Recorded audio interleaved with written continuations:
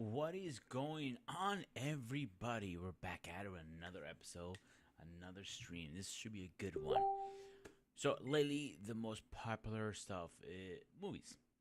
We've done movies before, but this one we haven't had time to hit the topic yet.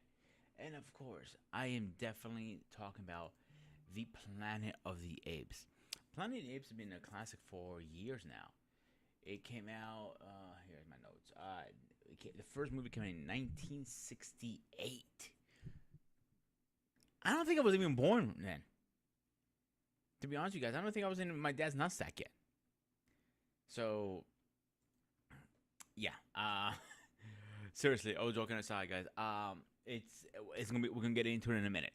So before we get into it, make sure you hit the like, share, and subscribe. If you can hear me, hit the one. Um, yeah, hit the one. I think that'd be perfect because I make sure you guys are hearing my lovely voice. I'm not any issues before our lovely guests come up. So, and of course, we always, as always, our supporter, Lady Novola's in the house. Salute to you, like always. So, in the chats, guys, tell me what is your fondest memory of Planet of the Apes? So, I'm not gonna lie. When I was younger, I hated those movies. They were horrible for me. Never got into them, but my dad loved those movies. He was obsessed with them. Those and cowboy movies. Those are the two movies he went ape shit for. Like he was his thing, and he always loved them. Hey Mariana, what is going on? Glad to see you in the chats. Glad you can catch us. All right, let me see. Planet of the Apes right here. Let's see all the movies they have. They have a lot of movies. Because don't forget you now the timeline. I'm not sure if you can add the reboots or not. Because I don't think you can count those because they're two different universes. Boom. No, that's not it. Here, my computer acts stupid. There we go. Do. All right. Trying to find. That'll work, I guess. Ranking. Nope. Give me a second, guys. Aha. Okay, so this is our. This is not in order, but you got 71 Escape from the Planet Apes, The War we just came out to not long ago, Brave of the Planet Apes. There's so many. The Quest of the Planet Apes, the Battle, the Battle of the Planet of the Apes, Rising, Dawn. We know about that. The Planet of the Apes. This one is what it's called. Rule the Planet. So I don't know if you consider that as a reboot or is it a continuation of the original into the new one. That is the question. The Empire of Planet, Back to the Planet of the Apes, Planet of the Apes. Oh, that's not. That's his collection thing. There's so many here. So the question here is for everybody: is which one is your favorite one, the fondest memory you have? Which one you go back like, holy shit, got me hooked on these movies. I'm not gonna lie, it was none of the classics. I hated the classics. I hated them completely because, again, my dad forced me to watch them, and that's what I didn't like about it. I hated being forced to watch it, and always just cash is in the house. Salute to you, my man, like always. They're dribbling one by one today. I like that. I love it. Okay.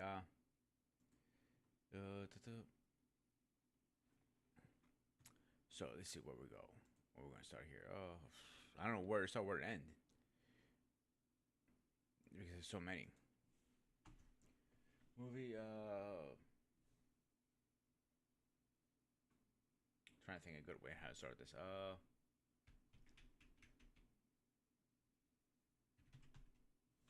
we go. Timeline. Here we go. That should be it. let's see what notes we got here. Okay, so we got a Planet of the Apes is 69 came out. 70 is Beware of Planet of the Apes. As much as I want to say they had pretty good graphics and costumes, they were pretty bad back then. I'm not gonna lie. The way they had the apes, it was pretty bad. 1971, Escape of the Planet of the Apes. 1972, Conquest of the Planet of the Apes. Excuse me. 1973, A Battle of the Planet of the Apes. Now, and that's where we go back, from 73 to 2001, we have no movies. So that's how many was. 1, 2, 3, 4, 5. 5 good movies. Now, in 01, the reboot started. Excuse me, guys.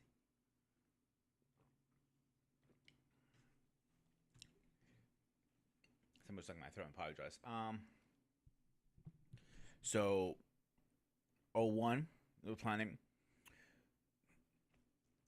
People give a shit for the 01 version, but I liked it actually. I thought it was a decent movie. I haven't seen it in years, but it was a decent movie. Now, back in 11, The Rise of Planet. I actually really liked that one. That was one of my favorite ones. So, I'll be honest. Dawn of the Planet of the Apes, the first round, I didn't like it. First time. But when I rewatched it recently, oh, okay, now I like it. I think because I expected the guy who played as Caesar's handler, the dad or whatever you want to call him, I thought he was supposed to be in it. That's why I think it gave me a sour taste in my mouth. Now, War of the Planet of the Apes, that was a good one too. I actually really, really liked that one. Now, Kingdom. Where do I start? Where do I end? That movie was... Oh, man. Oh, man, that was just torture. So nothing from the prequels made sense. Pretty much. Why do I mean by that? Very simple. So you have the planet that made no connection with Rising. So, but Rising, Dawn, and War, they're all connected. The story continues. Great. But now you're adding Kingdom. Kingdom had nothing to do with the other ones. It was all over the place. Hang on a second, guys. Paul's having a problem with the link. Been having a problem with that goddamn link. Like, I don't know why. Before I forget, let me put the link in the chat for everybody, whoever wants to join. You guys are welcome to join and come and have a conversation with us. There we go. So, Paul should be up here any second. Let me hold off a minute. I want Paul to jump up here. Because I don't want him to feel left out because he's a little sensitive at times. Just a little sensitive. So, I'm gonna play some music for him until he gets on here. So let me just finish really fast what I was saying. Probably lost my train of thought. So Kingdom had nothing connection. The only thing they connected was just saying Caesar's name. That's the only connection. Not connection like, okay, his... Man, I don't want to say too much to spoil for anybody.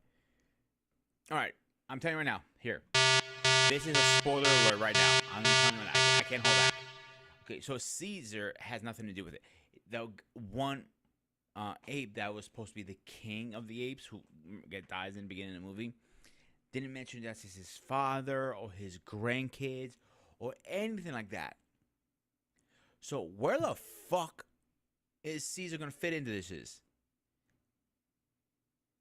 Yeah.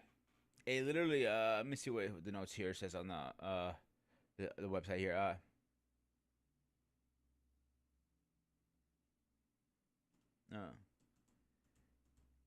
It can make some sense here. Hang on a second.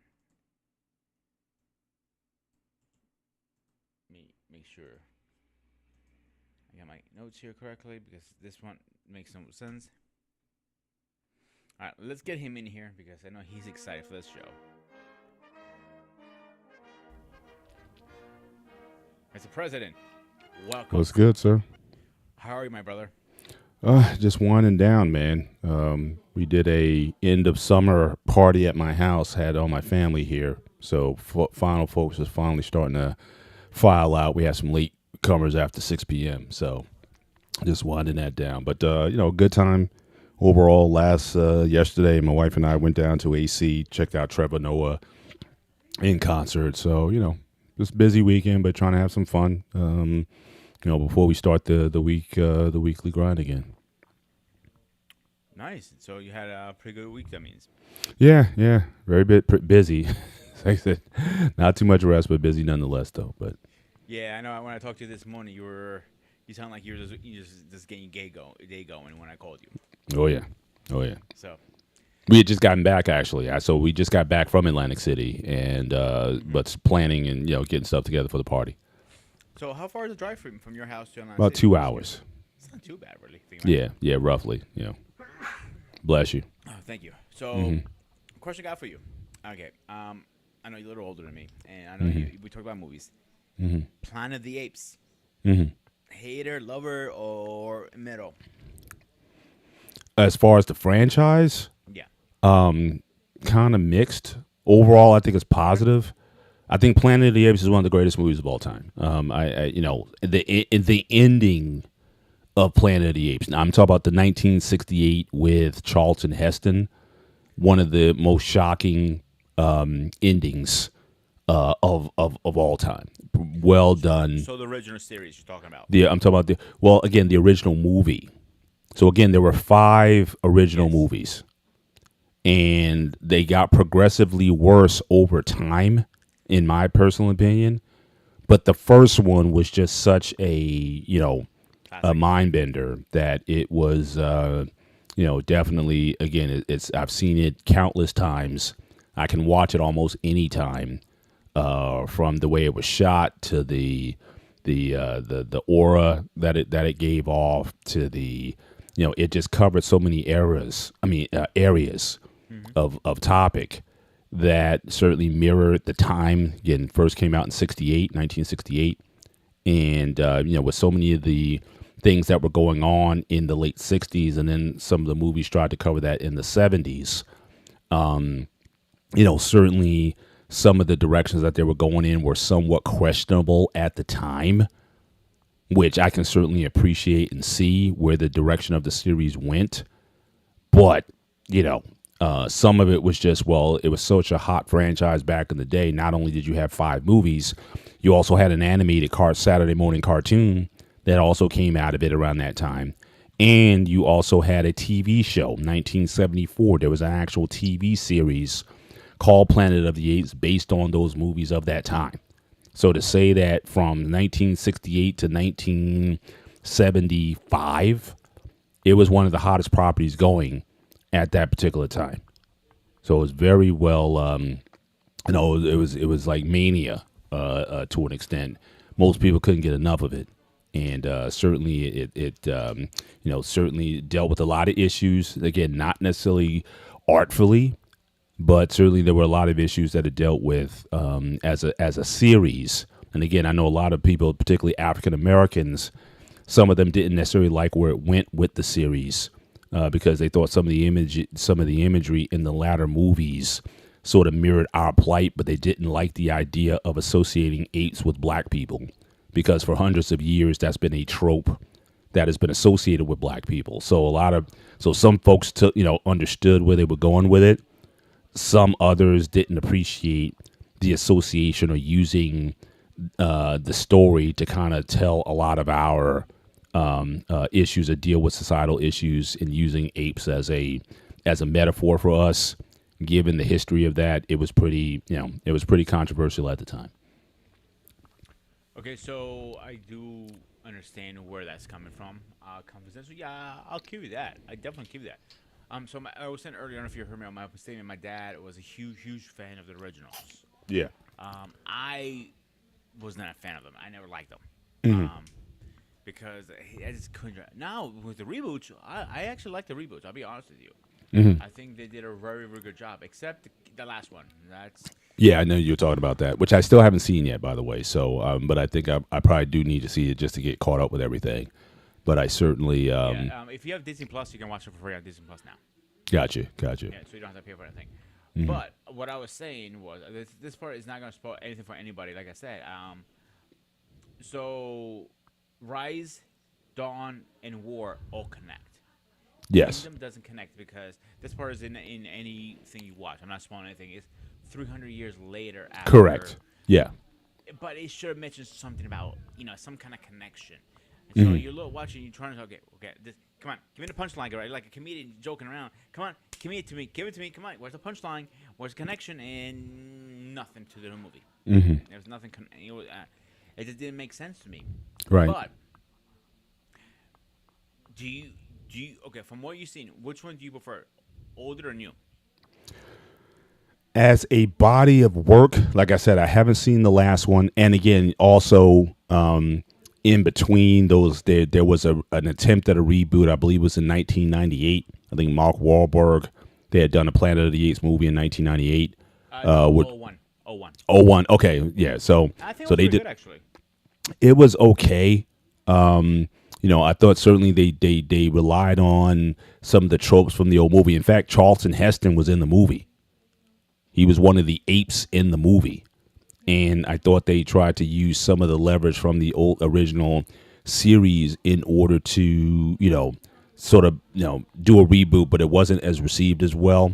So I think that the origin story of the new series, if I was to say the three movies that you had mentioned, I think overall as a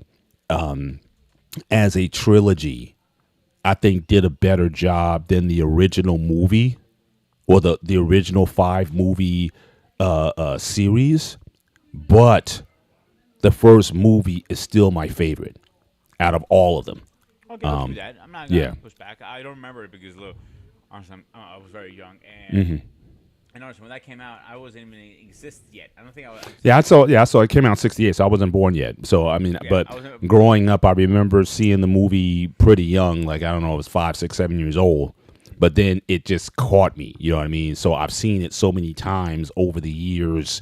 Since then, on any given time, I may bring it up to watch it. That's how much I appreciated So the film. Yeah. I'm gonna bring out my age really fast, and it's kind of embarrassing a little bit. And I mean, yours too. Is I remember going through cable, flipping the channels through cable and on TV, and they said, "Oh shit, it's Planet of the Apes." My dad used to, every time it was on, he would stop what he's watching to just Absolutely. watch Yep. the movie. A lot of movies are like Yeah. that. Yeah. Yeah, Yeah. no, Godfather's the same way. Yeah. The old Planet of the Apes and cowboy movies are two of his favorite movies. Right. Right. So because he doesn't like the CG or the graphics.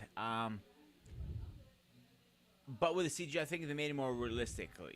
How They made them move more like anatomical apes. Yes. In fact, even the 2001 movie, they moved a lot more like anatomical apes. So I definitely thought they came a long way with not only with the makeup and design, but also with the choreography to again make them appear much more like moving on all fours, or that kind of that running that the gorillas, especially the way they move when they're trying to move fast, and they can move fast. I mean, in real life, straight up gorilla runs like 40 miles an hour. I mean, so you're not you're not outrunning them if they get on. Yeah, you're not outrunning them at all. So yeah, so I think they definitely did a good chance of modeling that. I just thought the way it was done was a little bit cheesy, and I thought that they again borrowed a lot from the original series as a reboot. So I didn't think it came off as well. But I just really liked from the first one. I think the acting in the first one was just amazing. And really, I may give grace to the second one as well, even though the plot line was a little twisted in the second one. But definitely, like I said, there's definitely a drop off in terms of the franchise. Again, over time, the third movie was really stretching it. I mean, even to be fair, I mean, it was just there's no way this can happen. But now, they. let me ask you another question here. Mhm. The original and the old ones. You mentioned earlier when those movies came out, they were kind of controversial because people thought made comments about black versus Well, Asian. really, it was the latter. It was It was really the fourth film. I'll say that it was the fourth film that was the most controversial because what they did was, so the first film was like, obviously the astronauts, they're in space and they somehow go ahead in time and they wind up on this planet and people don't know what what is. I'm not, spoiler or not. I mean, if you haven't watched 68 by now, then I'm not going to spoil anything for you. But but certainly the first film, they crash land on the planet. They realize it's the planet is dominated by speaking apes, and the humans are like sort of almost like retro, like in a retarded state, so to speak, and can't speak and things of that nature. And at the end of the film, the big reveal at the end of the film is that they recognize that they're on Earth, or certainly Charlton Heston. Hey, Mandrell, my man. Shout out to you, man. Came out of hibernation. Get your yes, ass sir. up here, my man. Yes, sir. So, they can't. Charlton. He realized that he was on an Earth of the future, and that again, just from cinematic, the way they did it, the way they shot the scene, they really stretch it, and you were like, oh my gosh, like you felt like how he felt at the end of the film because they didn't know where it was going with it. And so the second one, there was a follow-up pilot who came down, searching for the original astronaut Taylor. But it got weird at the end because then you had these mutant mind-bending people, and whatnot. So it got a little weird there. The third one was the most ridiculous because basically the apes who had a basically just past an agrarian society, meaning they had buggies and wagons, they had guns, but that was it. Somehow they found another spacecraft that somehow they were able to repair and fly back in time to modern time. So that's how ridiculous it was. Even though you had two doctors, the Dr. Zayas and Dr. Mira. I mean, they wouldn't have had the knowledge to do what they did. But again, this was at the time, the fact that the first two films did so well. Again, this is Hollywood where they say, okay, we got to keep this thing going. So someone came up with this mad idea that they fixed the crash landed ship and somehow were able to fly all the way back. So, and when the opening scene comes up, and these apes come out of the with astronaut suits on. So it was totally, but they went with it. So that was the third film.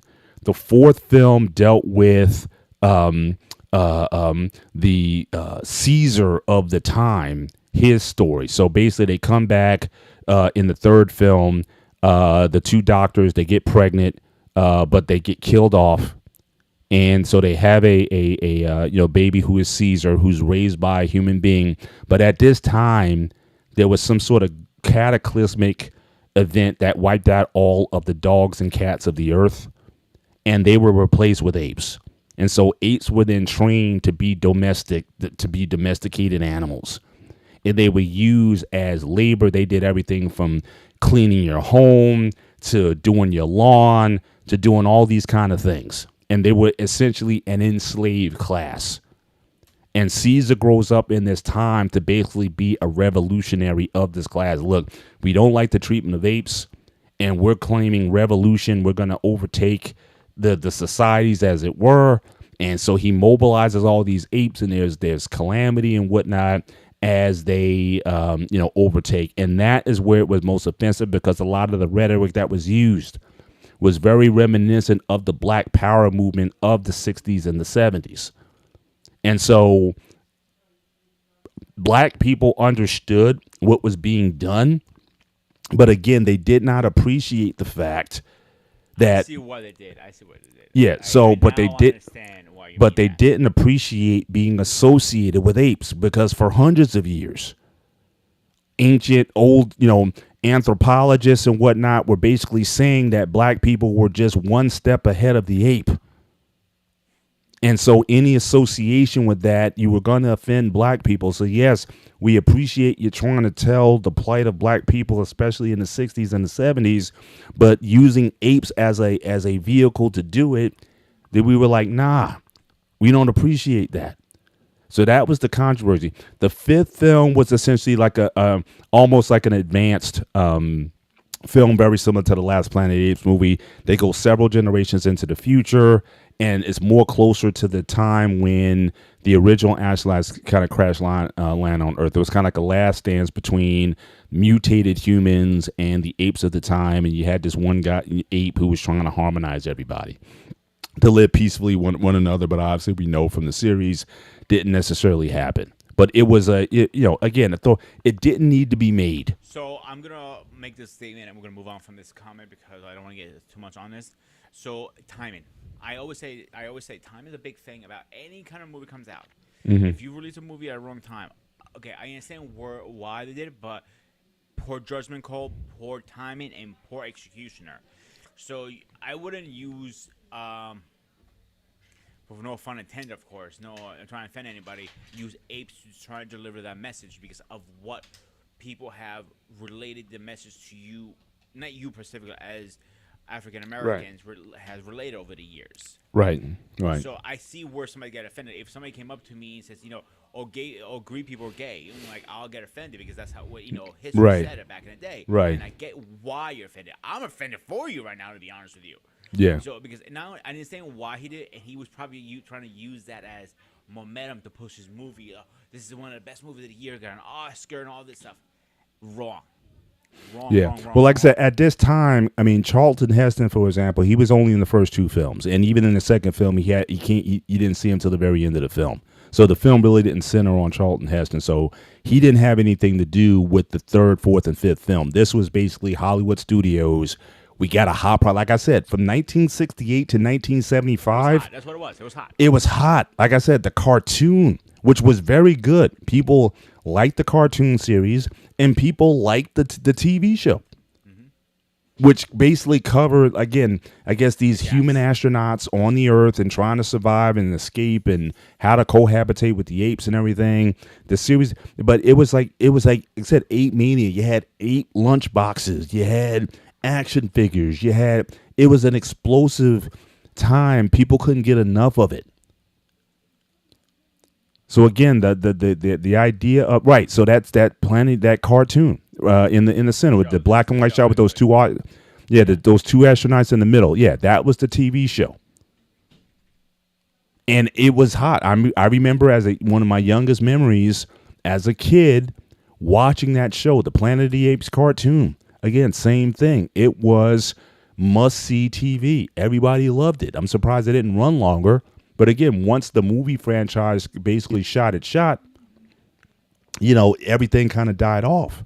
Do you consider that maybe be the 70s version of Star Wars almost?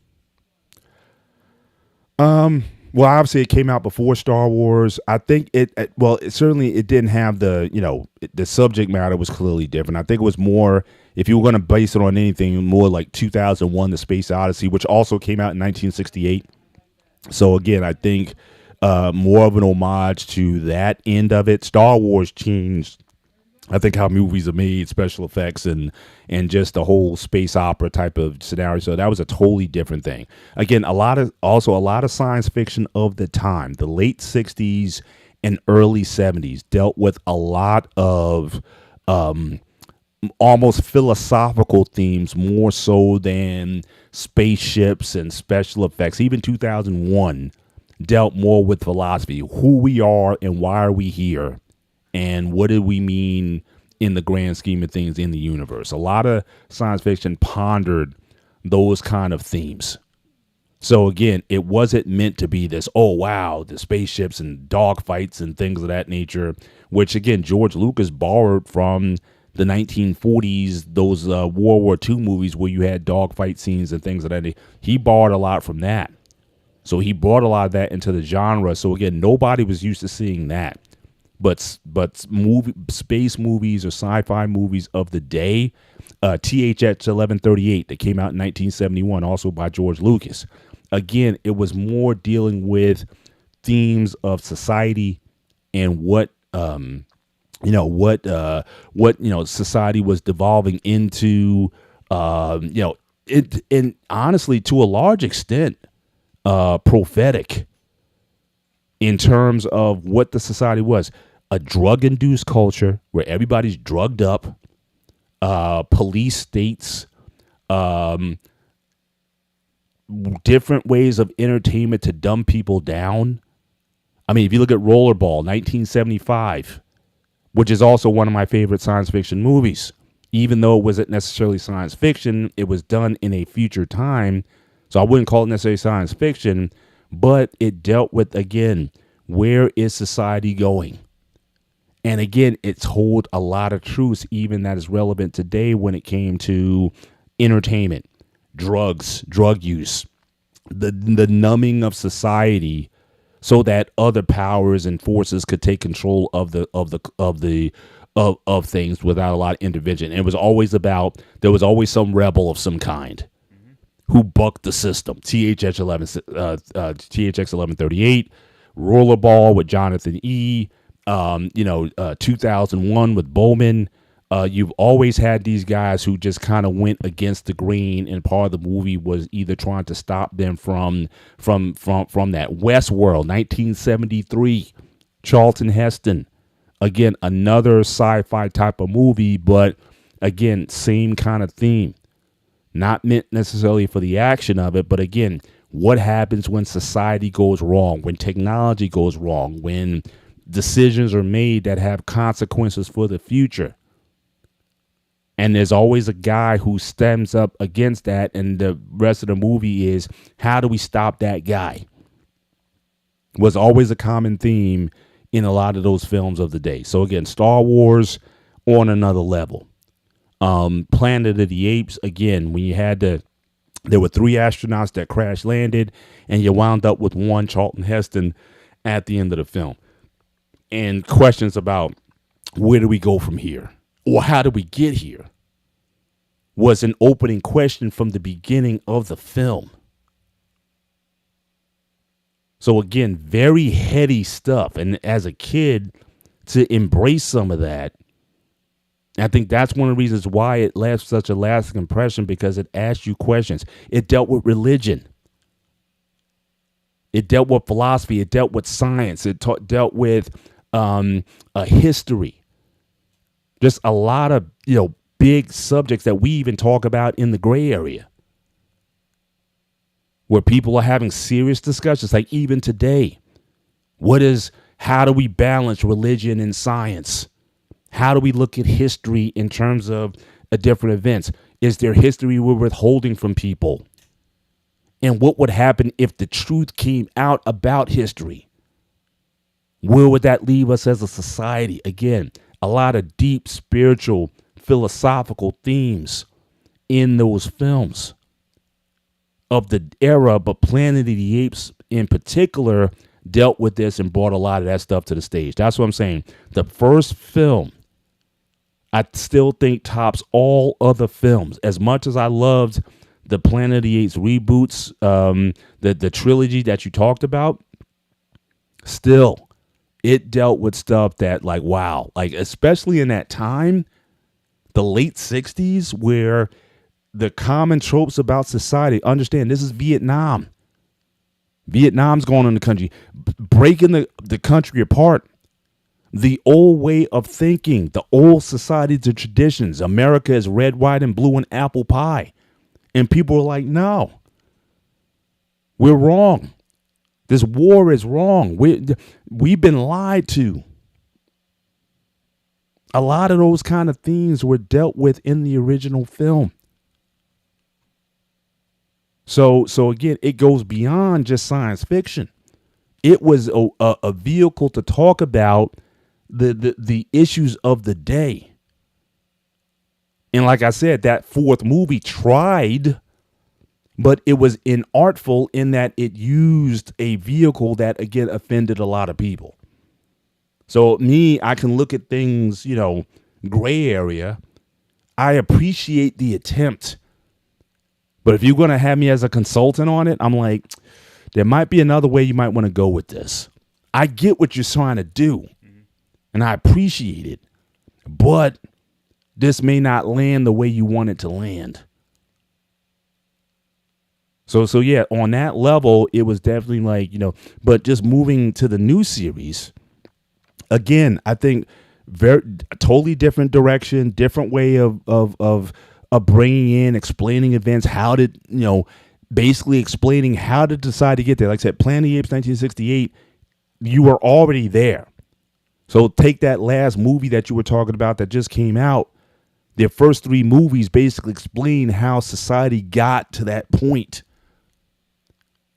So it's really, you can insert in terms of the timeline, those are almost like prequels to the 1968 film. And so I think they did a good job with that as far as the struggle. They made it personal. Obviously, the CG was fantastic. And the guy who actually does the CG, they got this, I forget the name of the guy, but he's this body coach, body actor who does a real good job of mimicking. In fact, if I can find the video, I'll share it with you. He does a very good job of mimicking apes. So he's got these longer arm appendages, and the way he moves is such where it's like, wow, this guy, he's an art. He's like that guy who did Gollum from Lord of the Rings. Okay. Yeah, who's that actor? Yeah, he's like that. He saw my face. He was like, "What the fuck?" Yeah, but he's really good at like oh my gosh, like he becomes a gorilla. He's able to do a gorilla. He does a chimpanzee. He does an orangutan. But the way he does it, it's like, man, this guy like studied the animals and was able to mimic their movements. And I hear what you're talking about because when I hear that thing when Mr. Paul talking about, I remember watching a document. There's a group of them. They work on both sides, on the movie industry age as well on the gaming end. Because when you're referring to the bodysuit, right? It's more than just the bodysuit alone. They have that extra limb. They have the bulb, and it took them time to mimic. They talk about how they had to follow gorillas, real life gorillas, and trying to mimic their movement, their posture, same thing with chimpanzee and everything. Because to actually to recreate that same structure and move it on the movie scene, it takes them months. And you can imagine how much time you have to spend. Just like in any movie, if you try to create a particular character, like gorilla, either chimpanzee or golem, there's a specific amount of work you have to put in place, whereby you had to see yourself at that particular animal or that particular creature, and you had to go hours, imagine thousands of hours of practicing that same movement until it's like second nature. That Yeah, in is fact, real hard. I found the clip. The guy's name is Terry Notary. Terry Notary, and he goes through this clip in terms of how to mimic. Again, I don't know if this is shareable or not, but he kind of goes through this mimicking of the different apes, and his once he gets into character, it's freaky. It's in terms of what he's able to do with it. But this guy, again, when it comes to body movement, because I think he used to do Cirque du Soleil or something like that. So he's like on another level. But Hang on a second, Paul. David, did you open the link any chance? Can I open this link? Yeah, Okay, let tell me me see if I could. if I get hit with copy strike. I don't think I will with this one Okay. because he's just talking about how he did it. But what Where's I that do want to country? mention, how he's looking at it, like martial artists actually, to see like kung fu mostly, they have like what's called monkey style. mhm. No pun Yeah, intended, of course, and yeah, that's how they train. Or right, right. So this is actually very common what you're saying. And like we don't Yeah. do it as much anymore, but it's very common what you're saying. Yeah. So these things were, like I said, were absent from obviously the original franchise because all the apes walked upright, they kind of had like a little lumbering style, but they basically were upright in their movement. So again, the fact that he was able to do, and then how they do that motion capture to get the movements, and then they do the wireframe on the suits and everything and all that. So, but again, what he was able to do and train the other actors, because again, there were other actors obviously who had to do the same things. He trained all of them in terms of how to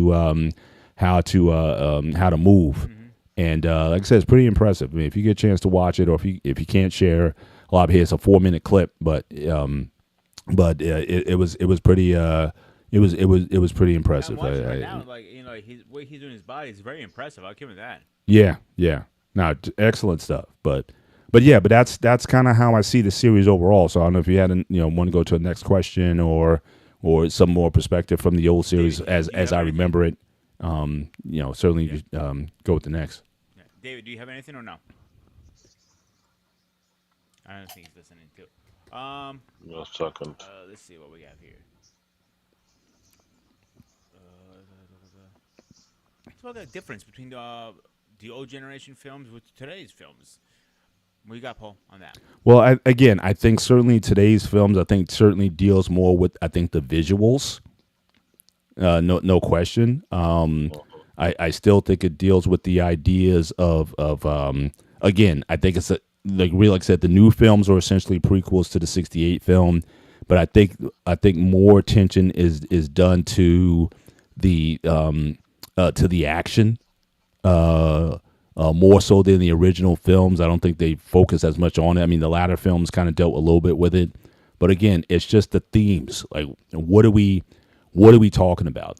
But I think one thing that both films, which they share, is this idea of what it means to be human. And I think both of them explore it in different ways. I think the whole purpose, of all of the films is essentially that the more intelligent the apes got, they became more human, not just in their ability to speak and to evolve in certain ways, but even our weaknesses. And so, like, if you look at the new series, they tried to live by a code, ape shall not kill ape. Like, that was, human beings, like, we delete each other all the time. That's just part of the species. We just do, unfortunately. And that's always brought up in the series, how violent human beings are. Like, we might be the most violent species on the planet in our willful acts and desires, oftentimes, to take each other out. But apes, they started out with this idea that they were supposed. Oh, good, cool. You can share it. First thing we do when we're starting with an actor who wants to become an ape is we go through this whole deconditioning process. We just figure out, like, how do you deepen your, like an ape innately has. How do we become the animals that we are, that we already have inside us? So a lot of that starts with so mentally active, driven. So the whole process is a lot about starting with breathing down, rooting down, and being centered, and deepening your frequency. That, like, an ape has such a presence about them. And what is it? What is it? And what makes an ape so present? And it's just this still economy, and there's not a lot of mental, blocks coming up and distractions with the mind that keep us sort of severed at the neck. They are connected to the ground, and there's a centeredness and weight to them, and an economy and a resiliency in their muscles. They have this they're always like in a ready state. There's a soft connection to the ground, pressed into the ground. It's weighted but soft. So they don't use a lot of hard muscles to work. Everything is, the strength comes from inside. So once we develop that and create that foundation, then we can start to learn the techniques of an ape. You know, so apes' hips are they're like fused. So you can't do that as an ape. You gotta have the rest of the hips of an ape, which are so the leg. There's this sort of the tailbone is slightly tucked under, and there's this again soft connection with the legs. Then we get into the arm extensions, because they're quadrupedal creatures, and they about 90% of the time they're quadrupeding. They really don't biped very often. So again, you find that first position in your arms, and you slowly start developing the quadruped walk and figuring out how to make that economic and easy. You don't use any muscles. And at first, the actors all come in and they're like, trying to learn it, and they're using the muscles because their mind is engaged. But when you soften your mind into it, it just begins to settle and have an economy, which feels like an ape. So you can see and feel the difference. Then you get into the quadrupeding, trotting. You got trotting and quadrupeding. Then you got gorilla.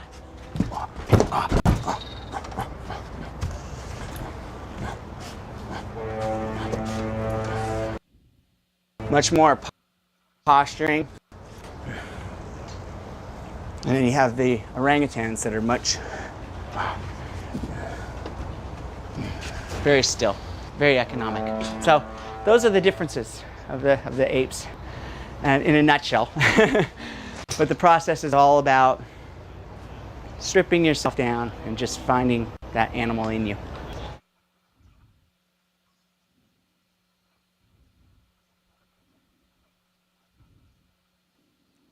Yeah, I mean, the guy's made. I mean, he becomes the he becomes the gorilla. He becomes the chimpanzee. He becomes the orangutan. It's just subtle stuff, but I would think it's almost like martial arts. Yeah. You think about it, he broke out the terminology behind it, because this is something that I'm glad you mentioned martial art. Martial art also teach you some sort of form that is based from certain animal, because like if you're a practitioner of kung fu, which heavily mimic animals more than any other martial art. Am I wrong, Peter? No, you're right, 100%. So when they do that, you can imagine how much transformation will change your thinking. Because I'm not gonna lie, I used to think I was good at mimicking a gorilla, and even though I'm African, you know how they like to make fun of African men. Right. They're like mongo. But here's the thing: when you live in a continent that have so many natural animals, it's hard not trying to mimic them. Yeah. It's not hard. You have a guy who is popular on TikTok and YouTube. He do the gorilla walk. He do Yeah. a lot of skips, and it becoming a huge fan favorite. Everybody Yeah. want to do the gorilla walk and everything. He's a Yeah. very well fit guy, but the thing is, it's understanding animal anatomy or how they move, how they operate, and how they think. Right. Can I ask you guys a related, somewhat a related question? Again, just on the martial arts. Now, again, we haven't talked about this, and we've had other shows of martial arts, certainly here and on the gray area. I've seen in some instances, at least in the movies, I don't know how real this is in real life, but when it comes to these arts that are based on animals like eagle claw or whatever style, they talk about this idea of the spirit of the animal. Like you essentially have to mimic the spirit or embrace the spirit of whatever the beast that if you really want to get inside and understand what's behind it, eagle, bird, strike, or whatever, there's a spirit of the animal that you have to embrace or adopt before you can really master that. I don't know how true that is or not. What you guys have been taught in that regard, especially when it comes to because karate really doesn't deal with that. But I know kung fu, a lot of the forms in kung It is actually fu 100% kung fu. deal with a lot of that stuff. But That's I don't know how deep they get with you having to embrace the spirit animal of the whatever it is you're trying to mimic. David, you want How to go would I first? say this? How would I say this? I remember I did a study about it when I started going to karate, and they broke it down how the fundamental were created by a philosopher in that particular art. In the Hmm. kung fu, there were multiple philosophers who spends not even days, months, I'm talking about weeks, months, studying animal anatomy and way they move, the way they think. They were just like, you know how you have scientists observing every function every month. What they were doing was looking at the form and trying to figure out it is where they can incorporate their form in their art of fighting. Hmm. So each one created a particular form based on what they studied the most. So it's only like it wasn't like, oh, we have five people studied. No, it was one in particular. He had that.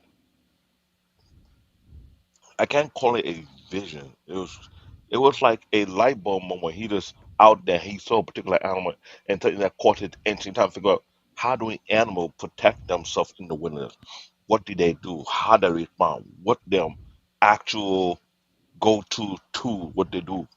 Hmm. From the monkey to the gorilla to the crane to the tiger, what they did is was to study it to the point whereby not only they paid close, but they incorporate their certain movement that it's very applicable to what they're trying to accomplish. Hmm.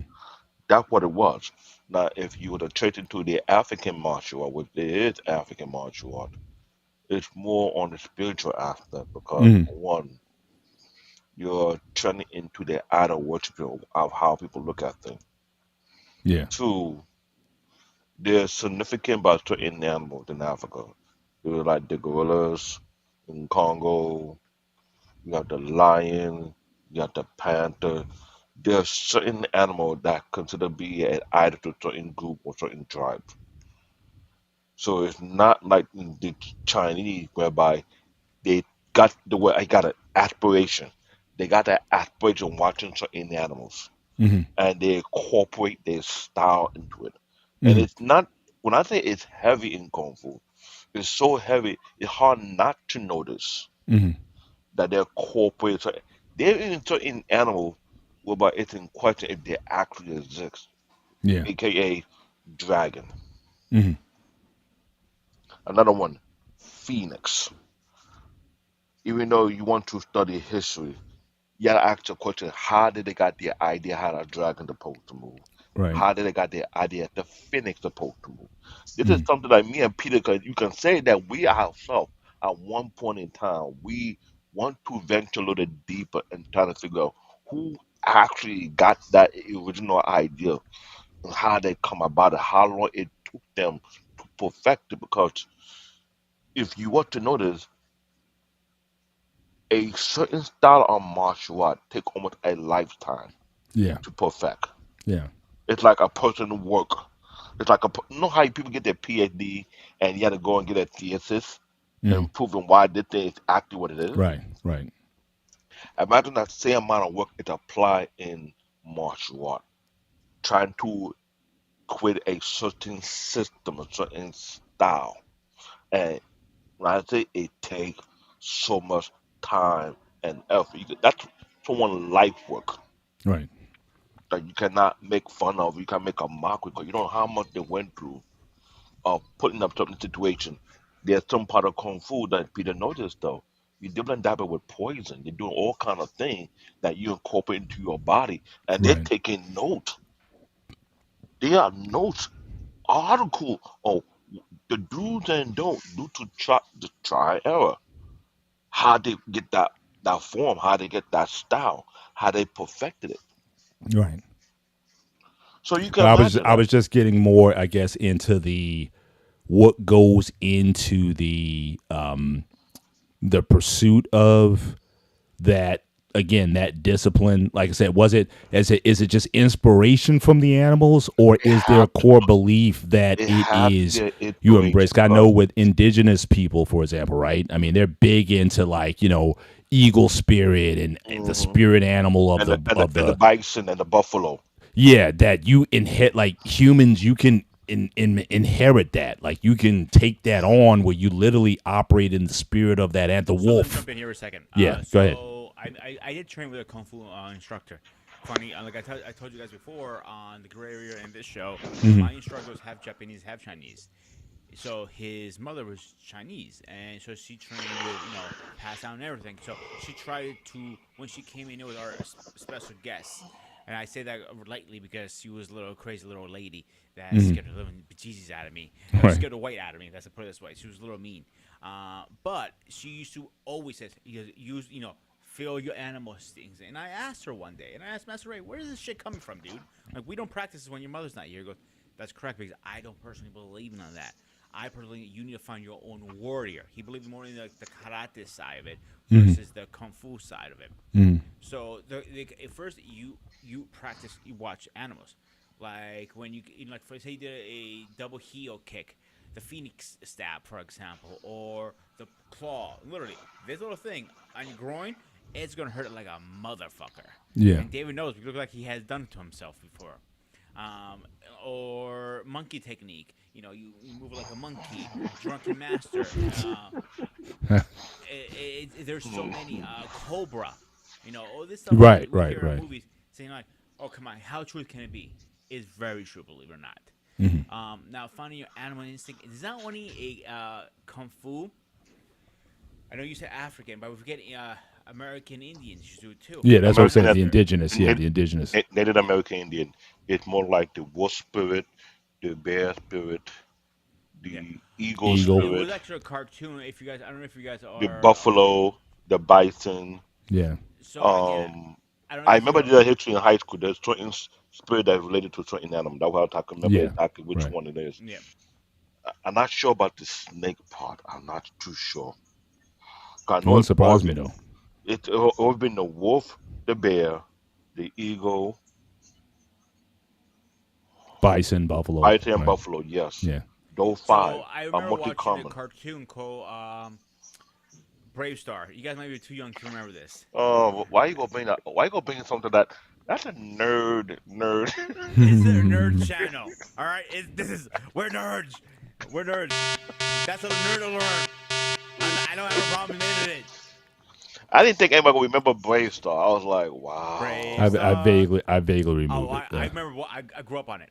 Okay. On Okay. stay with rerun, of me. course. But anyway, that he was what is that? A half Indian, wait, and half It was a cowboy. Native American. With a Native American, it's always that character in the cartoon. The Native American, he evokes certain spirit, and that spirit it come into him, and he eliminated.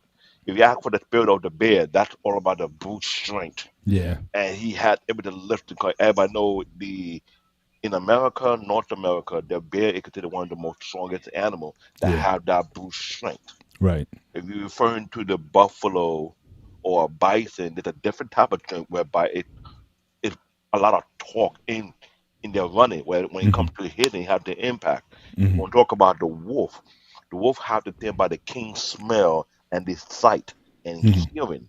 Right. The hawk is more of the speed and flight. This is how I took when I watch certain things. I pay close attention to small details. Hmm. And man, Joe too. He should be up here for this. So it's kind of like when you watch Native American, if you watch a lot of these movies, you can tell so many people put reference on the empathy of certain animal and how they worship them, how they mimic them, and how they look up to them. And if we hear a lot in their language, they had a huge level of reference. Where like, you cannot look down on certain these certain animals are considered to be a deity or a guardian to their homeland because they had to respect who were there before them. Right. That's that type of mindset. You get what I'm coming from, right? Yeah. Yeah.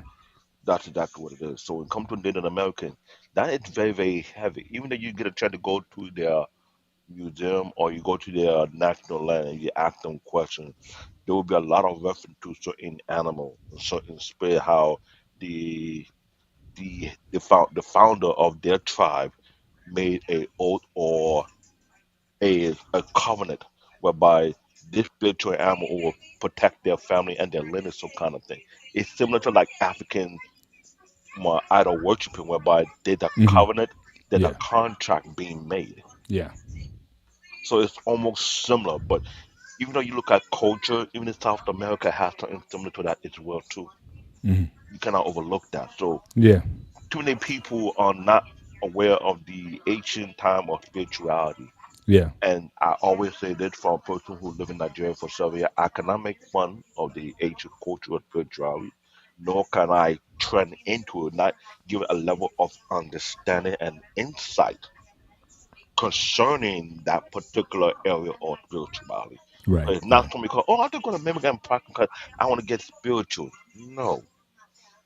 The spiritual aspect, even though we are martial artists, we know the spiritual aspect is not something to joke around. No. No, it's not.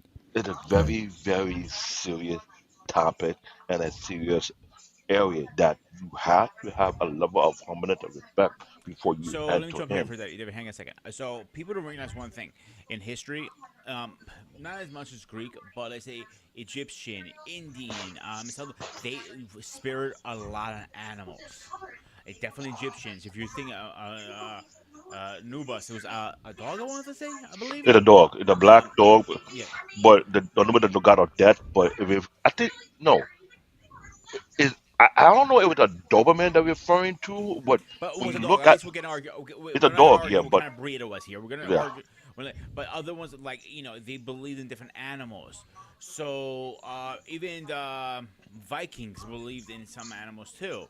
hmm Trying to think of witchcraft again. They believe in a lot of animals, cats mostly, and so on. So animal spirit is not being like even.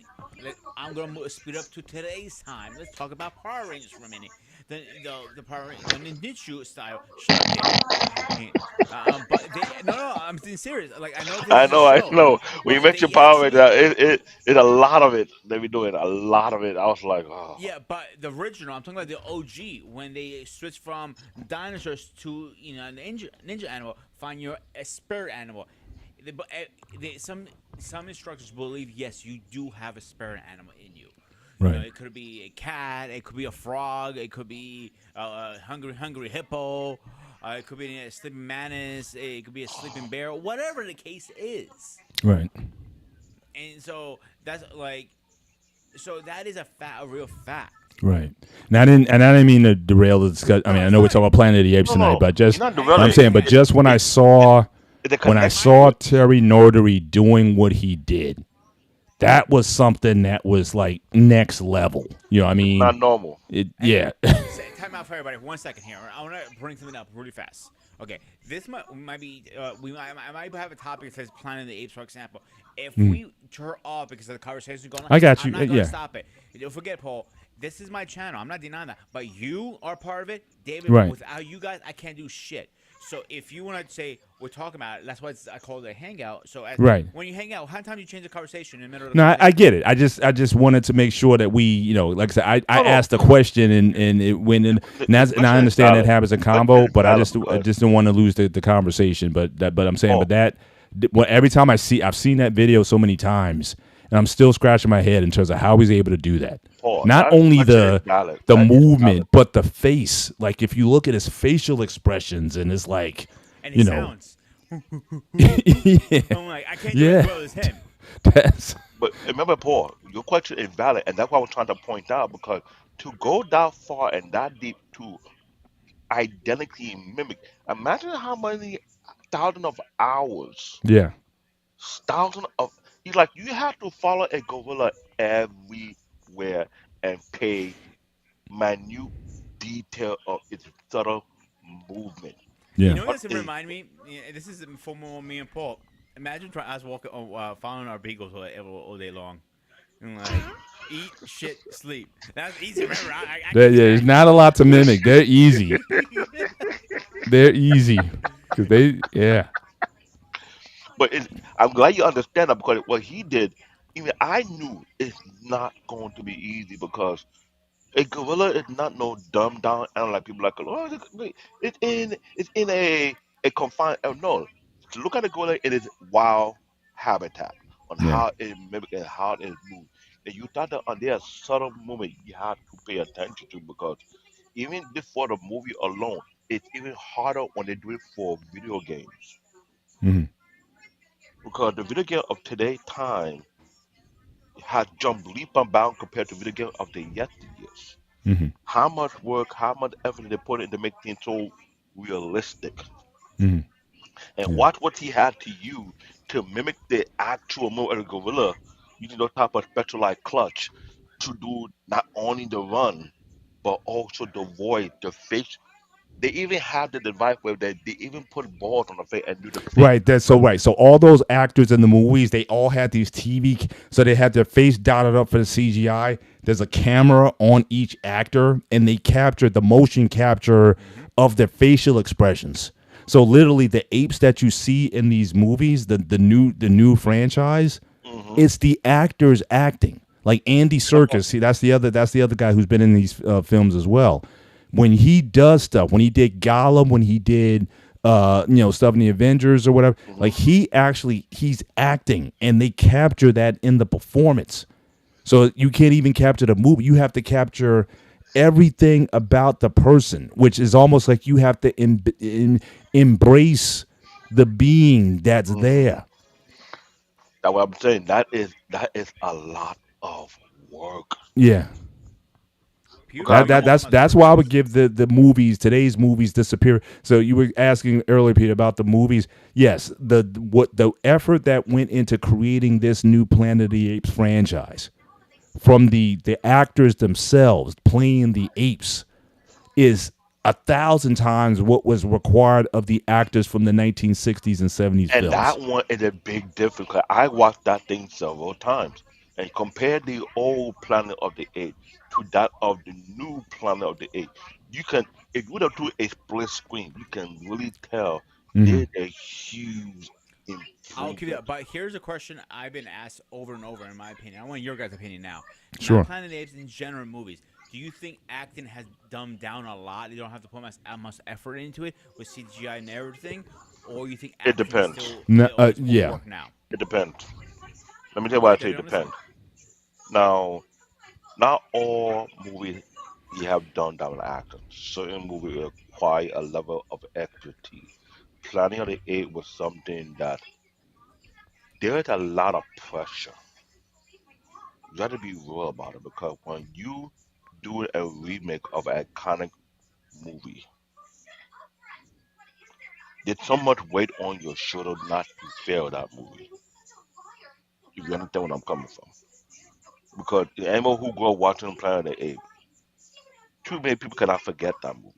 And you trying to make a remake version of that one and you trying to make it more realistic, the amount of effort, amount of work, a lot of time put practicing to make sure it's almost as if it's the real deal. It is hard work. Planet of the Ape is hard to produce, to not to fall behind the original version. No different from Doom.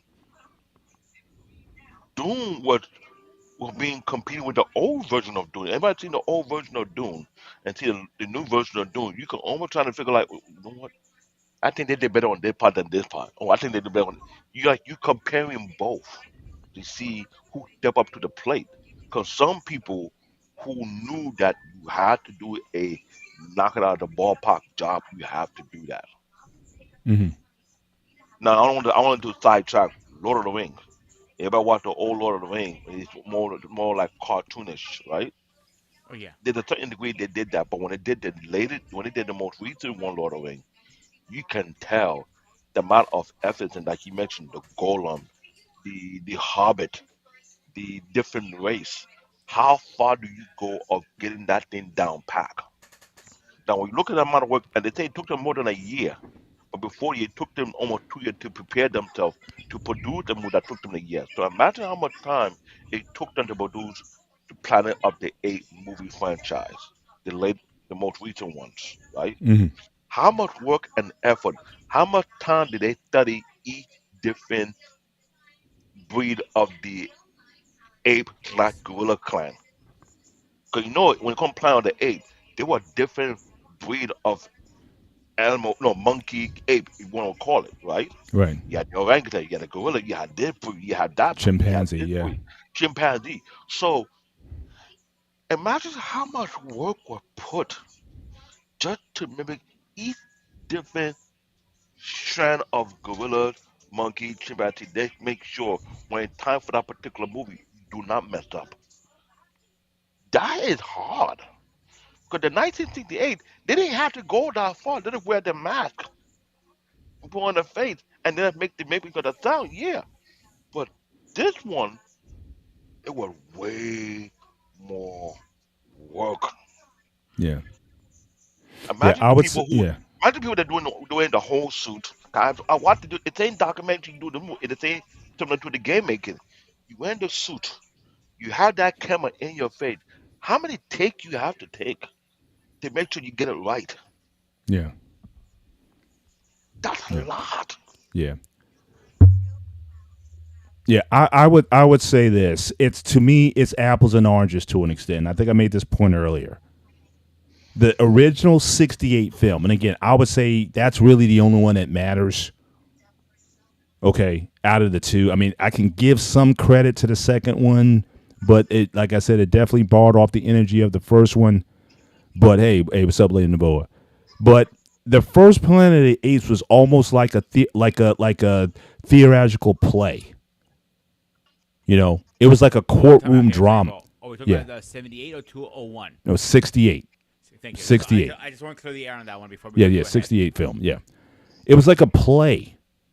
You had these Elizabethan trained actors speaking with their voices as actors, you know, British accents and things of that nature. Dr. Zayas, and he's very, you know, proper and all that kind of stuff. And so it was like you could tell these were Elizabethan actors in costume. But the acting was so good. And like I said, the movie is less about the science fiction and is less about the apes. What they're really tackling in that first movie is one, religion, two, science, philosophy. You know, they're really dealing with some hard stuff, racism. They're dealing with very human things. So the acting on that regard, I think, is superior to that of the modern films. But the modern films put a lot on the body work, like we were saying earlier, the acting of the apes. Like these are apes that evolved not into humans per se, but they're evolved apes. So the way they talk is kind of primitive. They use sign language just like apes do today. And when you be seeing these chimpanzees and gorillas using sign language and stuff, it's like a mix. They don't talk correct, but the way they move, like you in the movie, you become convinced that these are real beings. You don't look at them as humans. So that acting performance is powerful, but it's different. I think so. You know what I'm saying? So to me, it's two different. So it's about really what you want. So both require X. I mean, Charlton Heston and I forget the actor Roddy McDowell and all those guys. I mean, these are highly trained.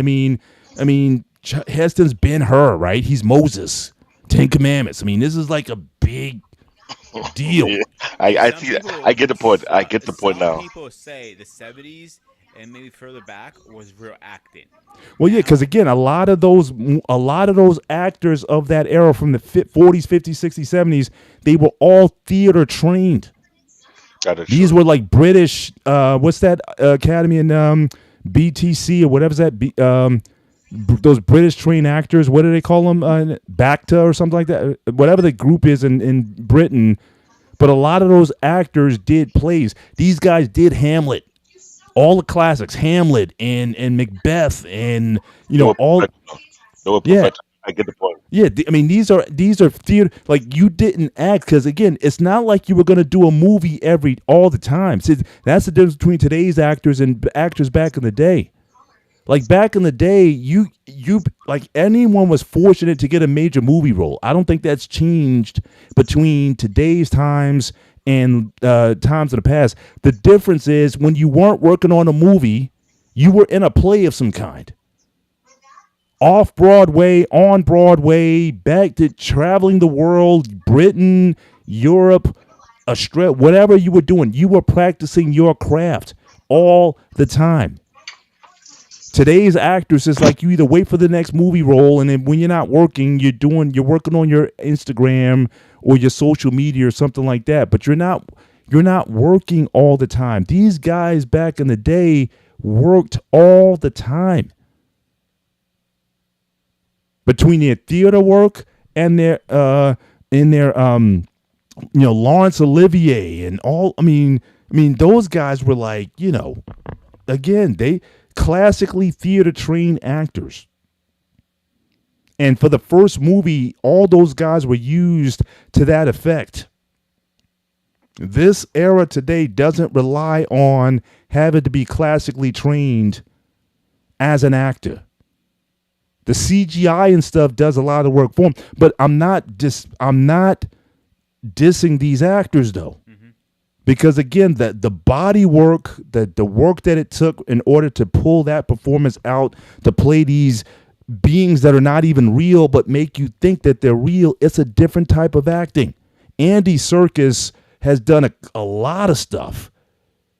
That's like, wow. I mean, all these CGI characters he's done in the Star Wars line and in I think he did a King Kong movie, right? Remember when King Kong came out back in the early 2010 or whatever? The not the MonsterVerse Kong, but this is the one with where he played like going back to Skull Island and all that kind of stuff. I mean that King Kong movie that came out. Andy Serkis played that Kong. So you saw how he moved and what he did in the film. That too is acting. But it's not spoken, but it's experienced.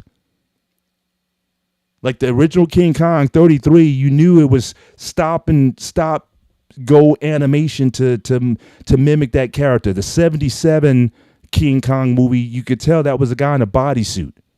The 2012 King Kong, that was a CGI actor, Andy Serkis, but he pulled that off. I mean, he got into it like. So I think acting in a lot of ways, especially for these type of films, is changed.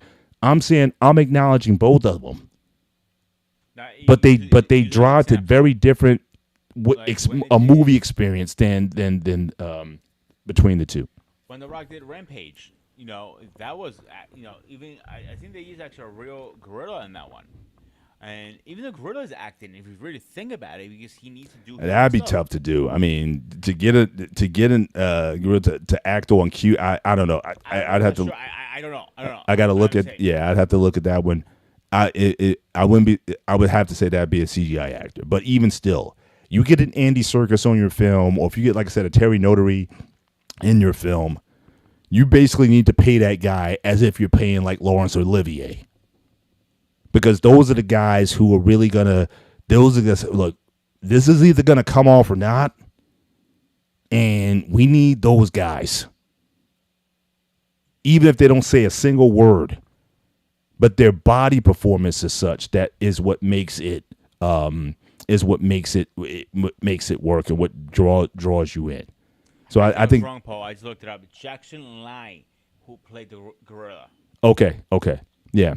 So it's that kind of work. It's different, especially with the type of movies that are being made now. It's different. Even with the what was that? It's that big movie with those blue aliens. What is that? The Avatar. I mean, those guys. I mean, folks are playing those roles. I mean, look, they can either be human beings in blue skin. Or if you want them to move like a like an alien creature. That takes a lot of work. The same guy, Terry Notary, he worked on Superman Returns.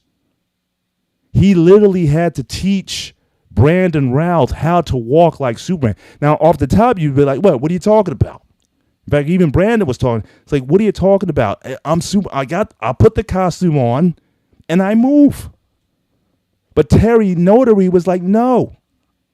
People think, okay, because I got the Superman on, I'll walk like this because I'm Superman. It's like, nah. Like, to walk like a guy who's the most powerful being in the world, it took him months to learn how to walk like Superman would walk. And understanding that, yes, he has the power to do ridiculous stuff, but he doesn't walk around like I got muscles and yeah. No, he's like, there's a grace, there's a subtlety, there's a purpose in the way he does things. And they spent weeks and months on that. There's a documentary, the making of Superman Returns. They talk about that, how he flies. Getting him to, get into it. Like he said in the video, from the inside out. This guy has a way of subtlety that changes your whole thing. You're like, man, like I can't do anything. It's like he's got to like break you down and build you back up to say like, okay, we got to do it like this. Forget everything you knew about what you thought was natural. You have to go all the way down, break it all the way down, and then build it back up. It sounds like a martial art almost. Exactly. That's why we got into that discussion earlier. Yeah, that's exactly why we got into it early, because C step, for example, yeah, the name says it. You step in a C, and that's how you get in your fighting stance or whatever you're trying to do. Exactly. Goes whatever the case is. But for me to teach you that, I gotta break everything down. Like exactly. Like most people, like I'll give you a great example, Paul, is people usually walk on the heel. I don't walk on my heel. I don't know about you, David, but I walk on my ball, my foot, because I was trained.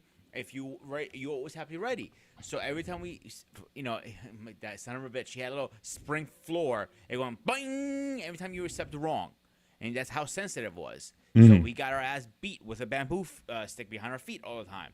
Oh, wow. So I learned to walk on my ball. So if you see my foot goes down, and say this is my foot going down, I might put my heel down, but I really fast. I switched. And it's a natural. Now I can't do it. I have to learn how to walk. Right. Like a child, pretty much. Yeah. So again, that to me, like that's why I brought the whole subject up, because like I said, in so many ways to me, I saw like a martial art or dance for that matter. I mean, like you think dance, subtleties, but the detail that goes into a Nutcracker performance versus just your high school play or something. You know what I mean? No diddy. But I'm just saying the what you have to put into a ballet routine or a modern dance routine, the way you point your toes, the way you enunciate, the way you do all those things, I mean, there's a lot. So again, I give a lot of the modern actors, at least in these realms of these movies, I give them a ton of credit. But they're not going to move you to the emotional or the philosophical the way those old films did, because those actors were just another level. You don't have too many of those guys in the Daniel Day-Lewis or something. Might be like the closest you get as far as guys who, like, once they get into character, like they're really really into it. All those old actors, guys are like old. Bradley, what's his name? Who's the guy who did he did the A-Team. He did Stars Born. Bradley Cooper. I've seen him do some good work. And there's there's not too many of those guys around anymore. So here's where the reason why I believe when you say that, because let's be honest, the acting of the yesteryear, there was a level of pride and discipline applied to it. Yeah. Not just anybody can they come up from one area or entertainment and they go to jump right into acting. No, we had to go through the discipline that everybody else have gone through. Present time, people are just lowering the standard. I can remember there was a time Samuel L. Jackson had an issue with rap artists giving lead role when they don't pay their due. Right. Like many others, so I get what I fully comprehend that. I don't forget these statement that being made over the period of time about why the standard of acting has dropped compared of the yesteryear. So Well, you again, do well, have a you do have an honest point. right? This is a very Again, well, honest what's the point. big controversy with black actors today, right? What's the big controversy? You got a lot of these black American movies are being played by British black actors because the belief is the British trained actor is more like the old school actor from back in the day. Again, if you wanted to be an actor, you had to do theater. That was like must. You had to act in plays. You had to do real heady. So like I said, Hamlet, So take a Macbeth, second, Paul. whatever. I got a little pushback here on both of you guys. All right. Sure. So we are forgetting a couple things. Different generations, different technology, different everything. So when they were acting back then, there was the technology. 70 had a second 70 technology. So these actors were really good back for the 70s. But we are forgetting. People say, "Oh, these are not real actors." When I was CGI. Fuck you, I said that. The reason I say fuck you to that because you forget this is today's generation acting is different, and people cannot twist that out of their minds. So we got to give them a lot of credit because the today's generation actors are good for today, not for then, for today. Let's say the guy who played Iron Man, Robert David Jr. He's a phenomenal actor, but he knows how to work the CGI very well for himself. Again, there's nothing wrong with that because that's what he's using right now. That's the technology we're in right now. 70 years from now, we might be using fucking, holographs. I don't know. No, hey, let me think about that because Go ahead. what Go ahead. the Paul was pointing out. You have the floor. I'll give you the floor. When Paul is spoken about, I fully understand it because let's be honest, let's be real here. There's a huge stark difference. The theater art discipline that I had in Britain, they're giving the people multiple assignments to portray certain character. One day will be an iconic more individual from history. Another day you had to perform to be a certain animal. And these people had to go to specific drill to actually master and maybe that particular character that's supposed to the point of perfection. There are not too many great American actors who can do their role and differentiate the role that they did in one movie from another movie. You can almost tell in carrying the same characteristic he did 2 movies ago and bring it to this movie and Hmm. haven't make any changes. That is a problem because it Yeah. I hate to say it kills the movie when you can almost tell that the person not I'll give a perfect example, which is really stupid. John Reacher. No, it was John Reacher or Jack Reacher, right? Based on a Jack novel, Reacher. Yeah. Jack Reacher. Based on the novel, this guy had to be a tall individual, built like a mountain with brutal strength, right? Who Yeah. took out that role first? 5'7", 5'6", uh, um, uh, Tom Cruise. Did it make any sense that he did a role that is described in the novel as someone who's like a mountain of a man, and you Yeah. bring a midget of a man? Yeah. Another example, Doctor Strange, the ancient one. What were the characteristics of the ancient one? What would describe that in the comic book? Like an Asian based character, or something middle. Middle Definitely. East, you know, Yeah. from Asia, right? Right. And who played that character? Celtic. Yeah, for sure. Shall I go on? Because this is something that I have a major pet peeve when it comes to American actors. Certain people don't deserve certain roles because you do not fit the requirement. You don't fit the characteristic. Just because you are a big name doesn't mean, oh, I can do. Because let's be honest, some of these big time actors destroy movie too as well. And keep in mind how many of these before we how many these guys we knew were even British. Like Idris Elba. Like when I first saw him, like I'm like, wait a minute, he's like in a Tyler Perry movie, or he's in The Office, or what. I didn't even know he was British. Like when I first heard him in Thor speaking with the British, I was like, man, he's British. Like I did not know. I did They learn how to the guy. blend. What's that show? The ATL, like the main actor in Atlanta. He's all these actors are British.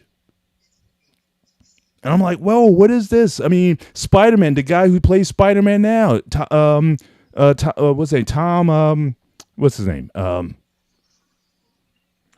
Hang on, I'll tell you right now. Because I always forget his Because fucking name, the little guy. I'm Son of glad a you. bitch. I'm glad Yeah, you but I mentioned mean, that. it's like, and I'm not saying just black act. I'm saying just across the board. Like, there's a lot of British actors that play a lot of American roles, and unless you knew ahead of time, you Like the can guy who barely did, tell the or difference. they cloned Tyrone. Tom Holland. Tom Holland, yeah, What about the guy who played that main character? They cloned Tyrone. British I actor, forget his name. Yeah, but he also did Star Wars. He did a bunch. But when he tried to play the character, you can never get his British acting. yeah, His yeah, yeah. acting disappear completely. It's gone. Yeah. So these guys, they can, but flip it the other way around. How many times have Americans tried to play British actors or something and they get clowned by whatever because it's like, oh my gosh, that accent's terrible. That was, so, but here in America, maybe because we have too many accents over here, or maybe because it's such No, a mix of, it's not a matter of too many accents. British theater push you through the ringer. You yeah, have to yeah, learn to perfect it yeah, because Idris Elba, yes, he's British. When he did the Army of No Nation, you yeah, thought he was pure African, even though he is, but he didn't give a sign that he was from yeah. British. I'm just saying, but he could play a hood. He could play a pimp. And From and he can play a and, pimp from the and right ATL. He off can that play James right off the Bond. He can play accent, whatever. right off the accent, you will not catch it. You're Yeah, not going to because you know how much training to remove your accent and to adopt another accent and make it your own to the point whereby people even thought you're from there. hmm American actors don't get trained that way. right. But even the singers, dude. Like remember Rick Ashley from the '80s, right? Never gonna give you, never gonna let I'm sorry. I'm sorry. When he never showed his face and we playing that song on the airway I on the know radio, everybody everybody. thought we were black. And who was the white lady and Mansfield or something like that again, white British singer, but she had some in the '90s. She had a lot of Stansfield or something like, I forget her name. Oh jeez. You gotta look for it because when that guy actually did that song, then we get you. Even though you go to every neighborhood never heard of that song and you play, it, oh, that's a black guy, right? Yeah. And Lisa then turn the Stansfield. Remember Lisa yeah, Stansfield I from the remember her. early '90s? Again, same thing. This neo blue-eyed soul singer or whatever, and she's pulling off, but she's Brit. I mean, she's British. I mean, it's like, so you get all these British acts from the '80s. Even Loose End. Remember the '80s Loose Ends? Hmm. That music group from there, and all those guys, like all those all these acts had British. I mean, you hear them talk on American Bandstand or Soul Train or something. It's like, oh my gosh, where they get these accents? But then they start singing, and you couldn't tell the difference. Like they were from Chicago or New York. So it's a Back difference, then, man. they were taught, they were trained, they were put to the ringer to mimic a particular target. If you Yeah, want to sound like you from New Orleans, you better. it Yeah, had to be picture you better. perfect Yeah. to the point whereby even the local get fooled by it. Absolutely, absolutely. So yeah, so Peter, so I hear what you're saying in regarding the actors of today, but honestly, I think the actors of today are simply playing themselves. If you take Robert Downey Jr., he's basically in a lot of movies he plays. Very rarely does he play anything other than Robert Downey Jr. It's almost like for Iron Man, I think somebody said, you know what, I want Robert Downey Jr. because again, he's had a past. He had a drinking problem back in the day. I think he had a drug He problem too. yeah, I'm saying he fits Iron Man, right? But here's the thing, I give him credit to one thing. Robert Downey Jr. was the only exception because you know why? Even though he did Iron Man, when he did Sherlock Holmes, I didn't hear Iron Man in his character when he did Sherlock Okay, Holmes. okay, He made sure he perfected it. And when you watch Sherlock Holmes, when he acted as Sherlock Holmes, I promise you have to pay attention to the very very minute. It's hard to hear him speaking as if he was Tony Stark. He made sure he met because no, Sherlock Holmes is a huge iconic character. Right. It's not that easy to pull it off. And the way he pulled it off, I was like, hold up, how you and I'm paying attention, I'm paying attention in my ear. You see, he was sound like Tony. He did not sound like Tony Stark. He Right. came out at exactly how Sherlock Holmes supposed to speak, sound, think, and respond. Now let me ask you this. Now, what? How do you think he's going to pull this off? The fact that he's coming back to the MCU Ooh, you can't. as Oh, Doctor Doom. I don't know. I'm like that's. That's I've heard like that we right in there. wrestling, right? In wrestling, we've seen heel turns. We've seen guys come back as a totally new, especially in the I'm glad WWE. you wait. A I'm guy glad comes you back as a wait. totally new character and all that, and we buy it or whatever. I'm glad.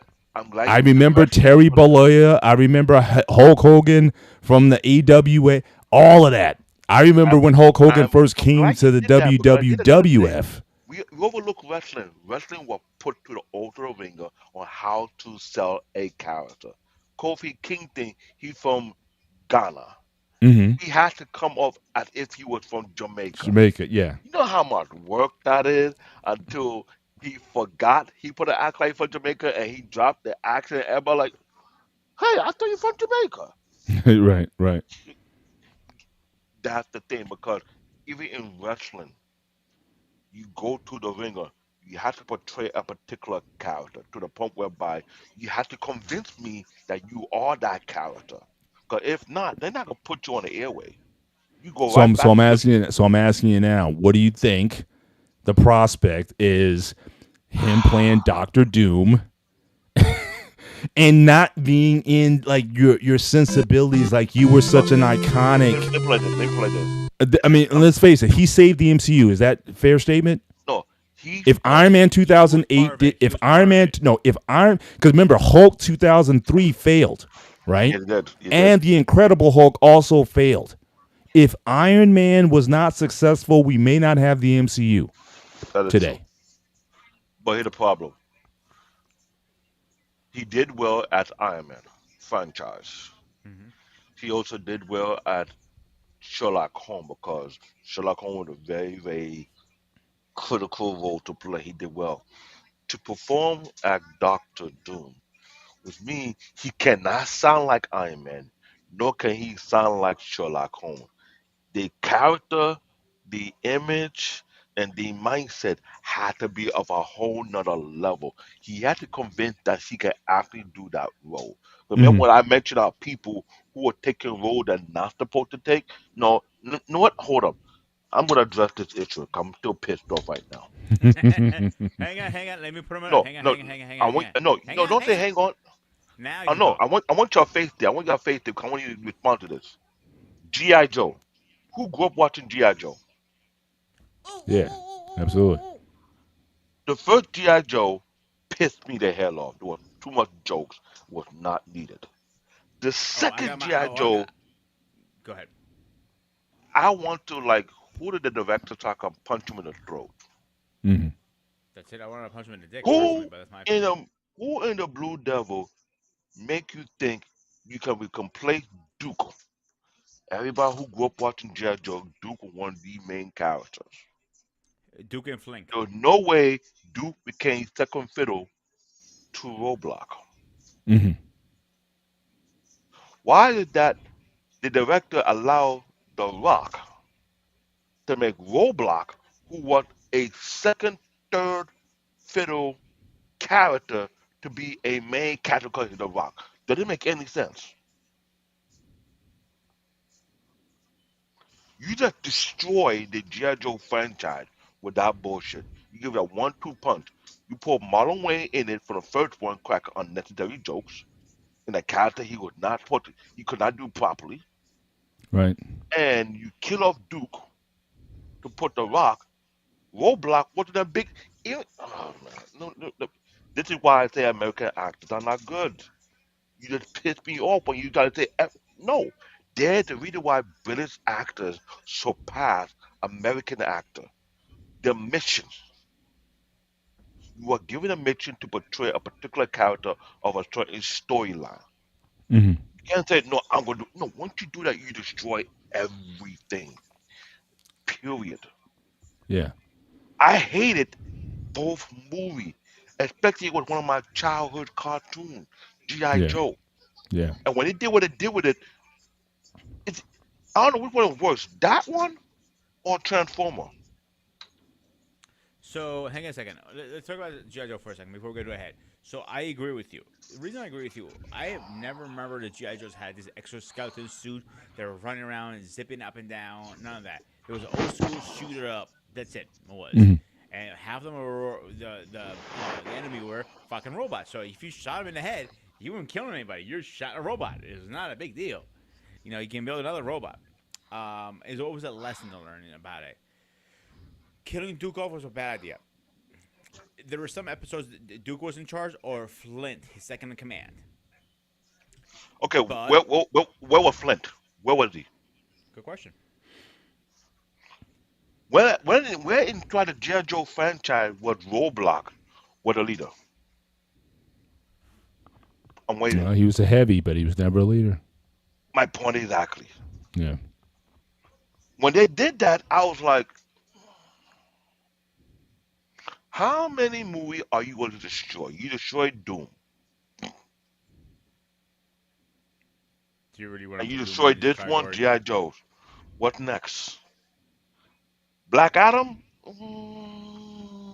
I thought it had I some don't. promise. I was honestly, especially with the Superman appearance at the end of the film, I Mhm. thought that okay, maybe not the perfect I gave entry, him but it this. can go from there. See this? You know? It wasn't a thumb up, it wasn't a thumb down. I give him this. Yeah, yeah. It was, you know, I thought it had some promise. I thought just the cameo at the end. That's like okay, we about to see some stuff now, right?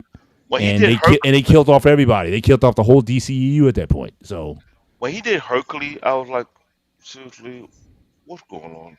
He actually did a really good job as Hercules. I give him credit for that. Okay, But hang on a it second, just David. Before you get a job, I don't think it's the Rock's fault because of the bad script. It's not his fault. The script is whoever writes it. Fucking how is the Rock? Rock is get hired for a movie. Remember that he doesn't write the script. you If you hear have what pushback, Paul please tell me. you fair. hear what That's fair. it I understand it's fair, but hear what Paul Bennett just mentioned. Acting,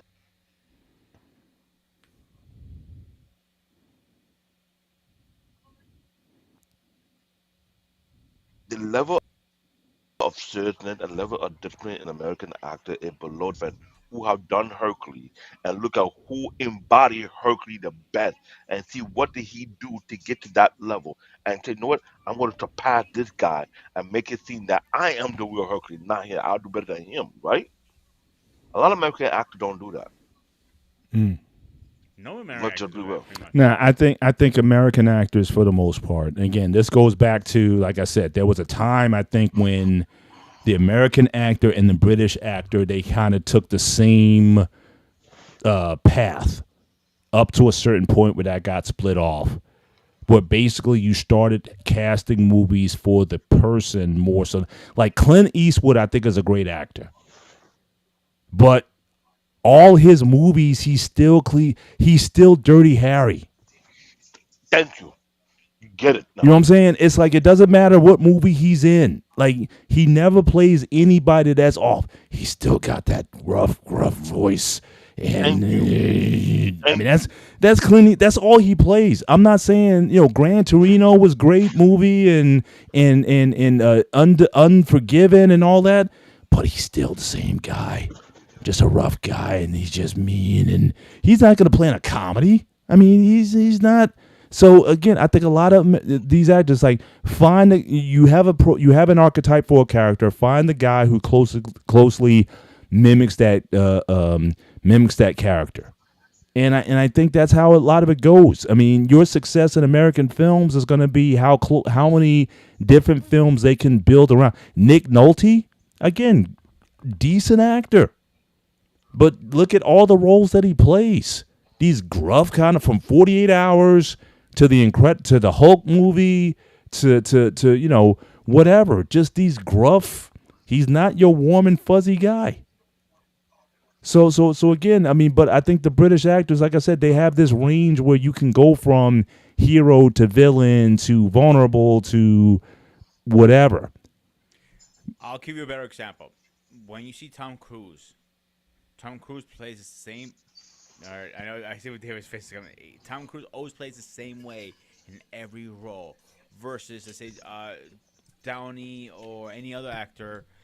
Not all the actors, but most actors don't play the same way. They always make sure they change their acting style a little bit, if that makes sense. Mm-hmm. Yeah, man. Couple of exceptions, though. I would give Tom Cruise a couple. One, All the Right Moves, which is certainly one of my favorite Tom Cruise movies from 1982. And I would also give him credit for Valkyrie. I thought he did He did a great job.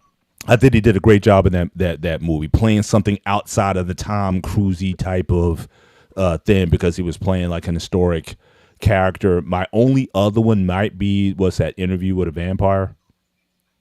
That might be a little bit sort of off the cuff, a little bit for him or whatever. He's had some sprinkled in. I'm not gonna. I don't want to kill him as far as his stuff. I think he's pulled in from here or there. But I agree. A lot of times you're going to see whoever the actor's name is play that person, whether it be Tom Cruise, whether it be Arnold. And again, Arnold, Stallone,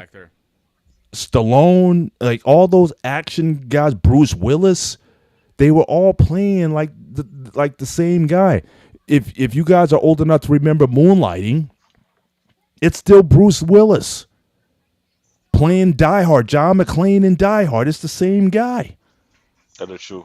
So it's like so you build an American film, you build the movie around the guy, not the other way around, where you have to, the actor has to perform to the role of the film. It's a different approach. But I would still say the difference is, again, the actor who always works. Like I said, if you're not doing, I would say most of the good actors, they're doing theater 75% of the time. Now, I'm glad you said that. I'll give another more movie name. How many American movies? No, let me rephrase that question. The character of Robin Hood. How many American made movies of Robin Hood can beat that of the British version of Robin Hood? It's gonna be very tough. Even with a guy like Kevin Costner, who played Hood, they took the Robin up, they called it Hood. Even still, it's not the same thing. Because when you look at the British film, when they do Robin Hood character, it body the character for what it really is. You do not think it was the act. You think that is Robin Hood. There was a TV series they did that the Robin Hood character was so iconic. I thought that was the original. I thought that was actually historical Robin Hood. Mm. The problem with acting, like he just said, they built the movie around the acting, not around the character and what the thought of the movie supposed to be. Hmm. This is why American movie industry is failing. They keep it real. They're becoming lackluster. Because one, there's no discipline in acting anymore. Well, The same fall into journalism. yeah. There's no real journalists anymore. Fox News are nothing for shithead and crackhead. Those who watch Fox News are shithead and crackhead, but there's no real journalism. I've been knew that from the moment they started it. Right. The problem with too many people is don't know what journalism is. My uncle was a journalist, and I watched what a journalist truly is. So when I see Fox News, when I see CNN, all that other stuff, there's no real journalism no more. They're not being objective. It's opinionated. Yeah. But So when it's even in the. Let's bring it go more ahead. current. Now, Dave, did you see the Godzilla movies this year? I didn't get to watch this, but the one I want to watch it. And the thing about me, I'm a very tough movie critic, and when I want to watch Right. a movie, I don't want no one to disturb me. I want to be like my alone, I got you. Well, pay close definitely if you. attention. And I hate to say that, I take mental note. If something is off, I will say it's off. Hmm. Hmm. because Well, a classic example again. The Godzilla movies that were just released. It's like I talked about that last week on the Hangout. -1 versus Godzilla X Kong New Empire. And there is basically the difference between American films and films outside the country in a nutshell. and who produced this one? American or outside? -1 is a Toho film.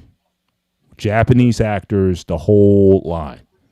But it may be the best Godzilla movie ever made. I will just put that If it's on. Japanese, I have my faith in them more than American. I hate to say it, Mhm. because the thing about Japanese, they're all about perfection. Well, again, I'm I gonna can't push say back. that. Now, again, I talked about the series last week. I can't say that about all Godzilla films. I mean, again, those kid films from the 70s and all that, again, I it get it. got I goofy. get it. It got goofy. But I'm saying, if you look at the original Godzilla 54 Okay, so hang on. I'm and gonna push back on that. -1, I mean, that's the other level. David, we're gonna argue a little bit here. I'll push back. I don't think all movies are bad in American. I would say there depends on the director, the producer, and the acting. It depends who it is. Good example, the '80s movies. Let's use Ghostbusters. That was a really good fucking movie back in the day. Now let's use Ghostbusters, the Ice Age one. That was a horrible movie in my opinion. Again, two different Oh, you mean the Ice Age or the Fourteen Kingdom? That's what they call it. Furricane, whatever. Ice Age, Furricane, same fucking shit. I was around. Fuck you. I But watched it and I was kind what they were trying to do is capture the magic from the third one because it did really well. I was surprised how well it did, but they couldn't catch the magic. Same no, it's thing not with that they couldn't catch the magic. It's just that the direction, the choice of character. I was like, But what I'm trying to say to you, David, right now, is not all movies are bad. If you have a good producer, definitely hands on. Good writing, hands on. Star Wars, great example. George Lucas did some great. Freaking Jaws, another good one. There are a lot of good movies. Even now, Twister. I've been hearing so much good things about that movie coming out. It's actually is holding as well as the original. Well, see, that I may have to again push back a little bit. Some of the titles that you had said, Star Wars, as far as acting, Star Wars movies have never been known for their acting. They just haven't.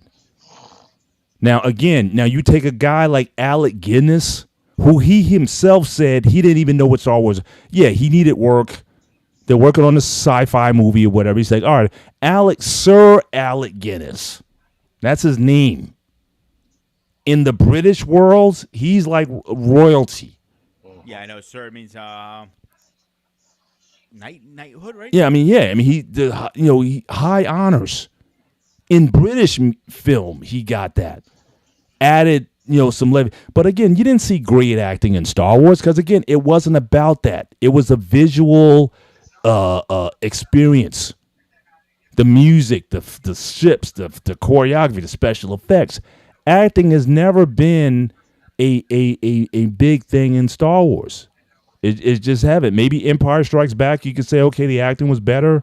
Certainly in there, Vader coming out, but we all look James Earl Jones. I mean, again, that's James Earl Jones. So it's like James could be doing anything, and it's like that's James Earl Jones. I mean, that's his voice is so iconic in terms of how he enunciates and everything. That's just level. But you get Alec Guinness and James Earl Jones in any film, and it's going to be halfway decent just because of their presence. Certainly in the film.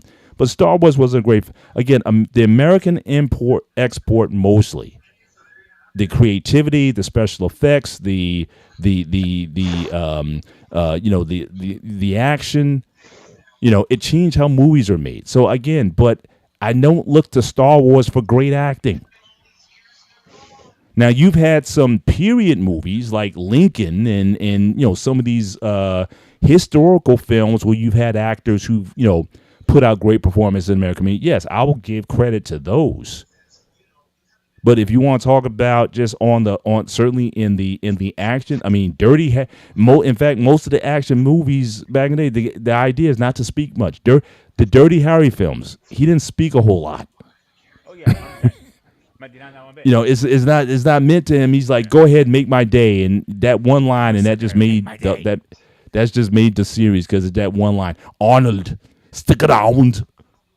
Get to the chopper. I mean, he's not. When has Arnold ever delivered a line in a film that just made your heart like just go in a certain way or whatever? He doesn't.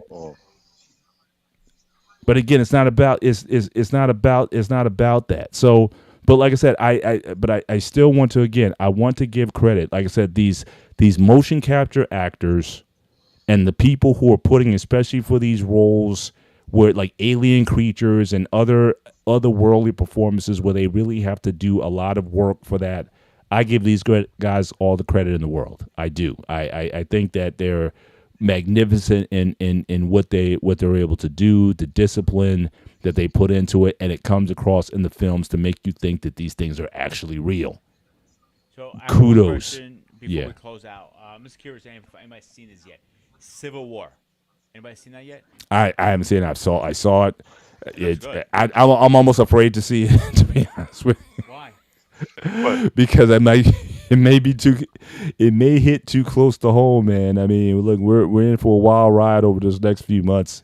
So I might watch it on Wednesday, but right now What movie? You mean the Civil War or MTU Civil War?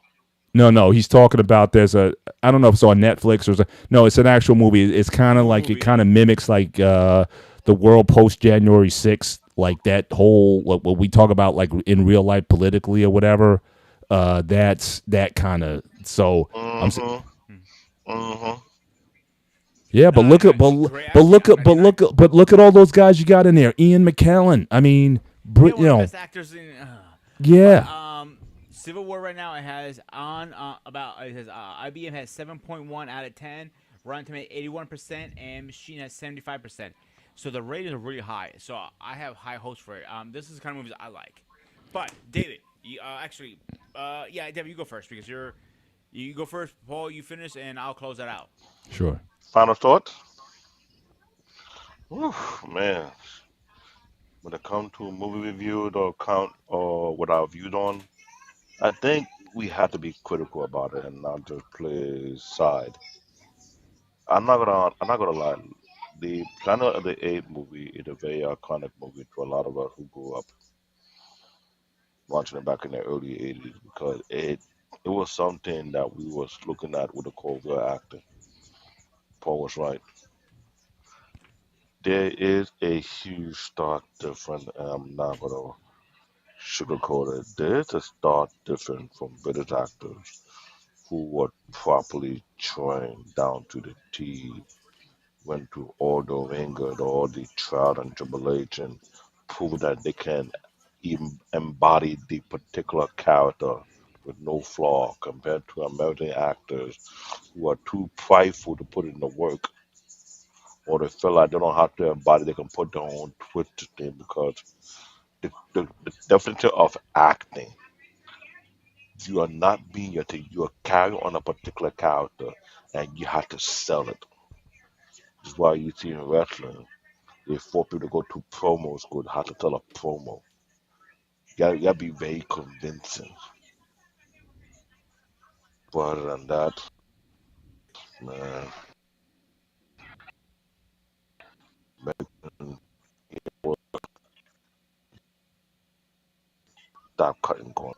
Mm. Mm. That's what I can say because Okay. All right. Planet of the Apes franchise.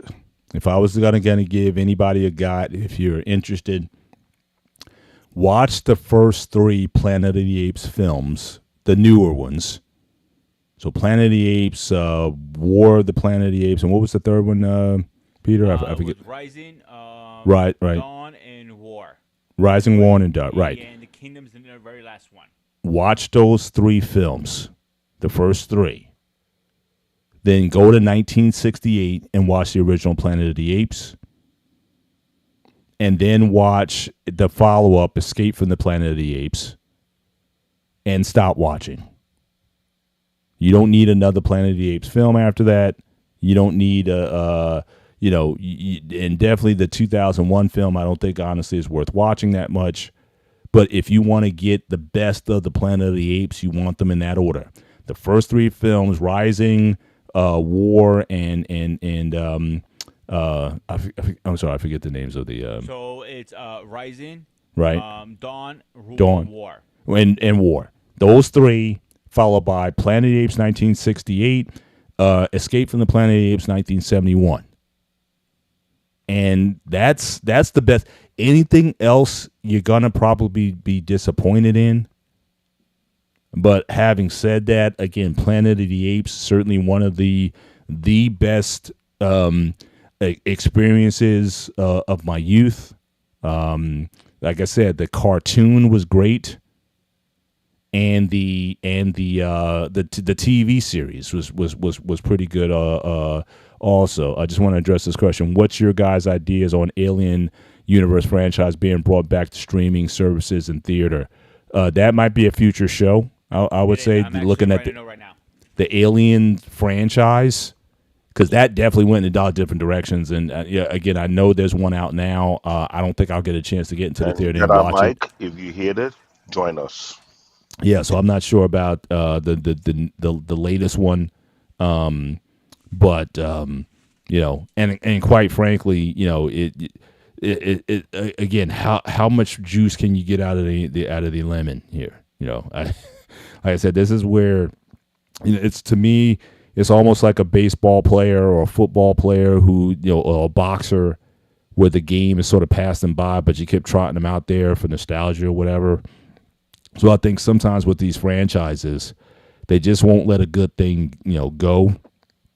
And I think, you almost, just like playing too long, they say it diminishes your numbers, it diminishes your career. Sometimes I think with a lot of these franchises, they take them on and on and on, trying to get audiences to watch. But I think it minimizes the breadth of the product over time, the more you come out with. So I'm not. So we can certainly talk about Aliens or the Alien franchise coming up. Certainly, I would certainly look forward to that. But I think just, I'm sorry to cut you off, but I just put a note down on my clipboard of future shows, so I will be making it the thumbnail and a prescription very soon, and I'll post it. Okay, we can talk about, yeah. And that's why I need David's little assistance on, probably tomorrow or something else. But yeah, I will be doing it pretty soon. So, okay, ladies, catch up on your Aliens because you're gonna need to. Absolutely, but I'm pretty much done with that. But again, great retrospective tonight, talking about the Alien. Talking about the Planet of the Apes franchise.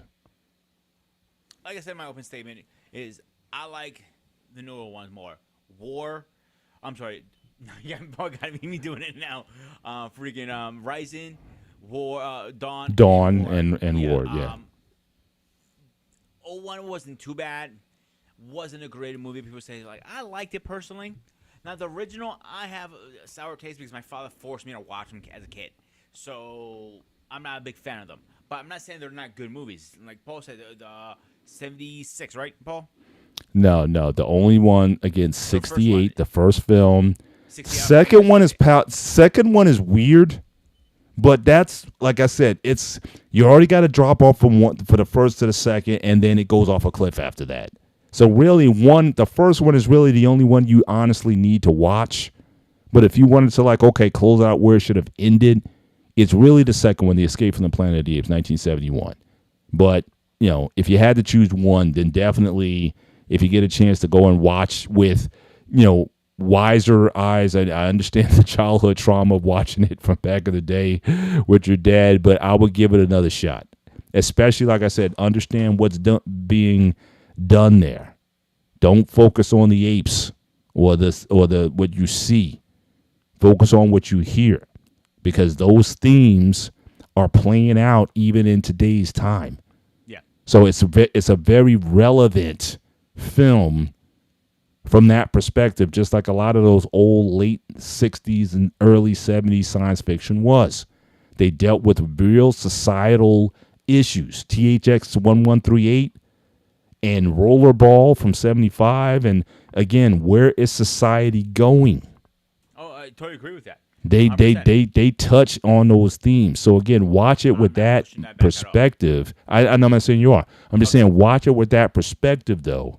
And I think you'll have a greater appreciation for it, regardless if it's a film, a futuristic film about apes or whatever, the themes that are touched there are very relevant for today's time. So that's how you know a movie endures when it's like almost 60 years Absolutely. later and we're still talking about it. So that's all I have. Quick schedule update. And tomorrow we're talking about nationality, right, Paul? Yeah. Yeah. So on Thursday, coming up the 29th, I'm going to be talking about on the channel, and hopefully you guys can join us for this one. Is I never asked you to stop being a woman. Please don't stop asking me to stop being a man. The next Saturday we'll be talking about John Wick versus the Equalizer. I have hopefully Angry Elf will be joining us. I spoke to him later on. He's gonna try. He travels a lot with his work, so he's in the service, so he travels all the time. That's his job. You're on mute, dude. You're on mute, David. You're on mute. Sorry, we need to get Jedi Mike on this platform if we're going to talk about different movie because he's very Definitely. essential. He's interviewed a lot of these actors as of lately. I'm like, you know what?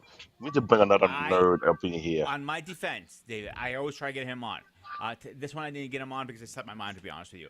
But he's always so busy. That guy. That's the problem. It's very hard to I get know, him I on. know, I know he's busy. Yeah. He's the next generation movie critic, and Yeah. I Oh God, like what yeah. he's doing. I I'm love the work hoping he's to doing. meet up with him in New York Comic Con. I believe he said he's going to it. Oh. So I'm hoping.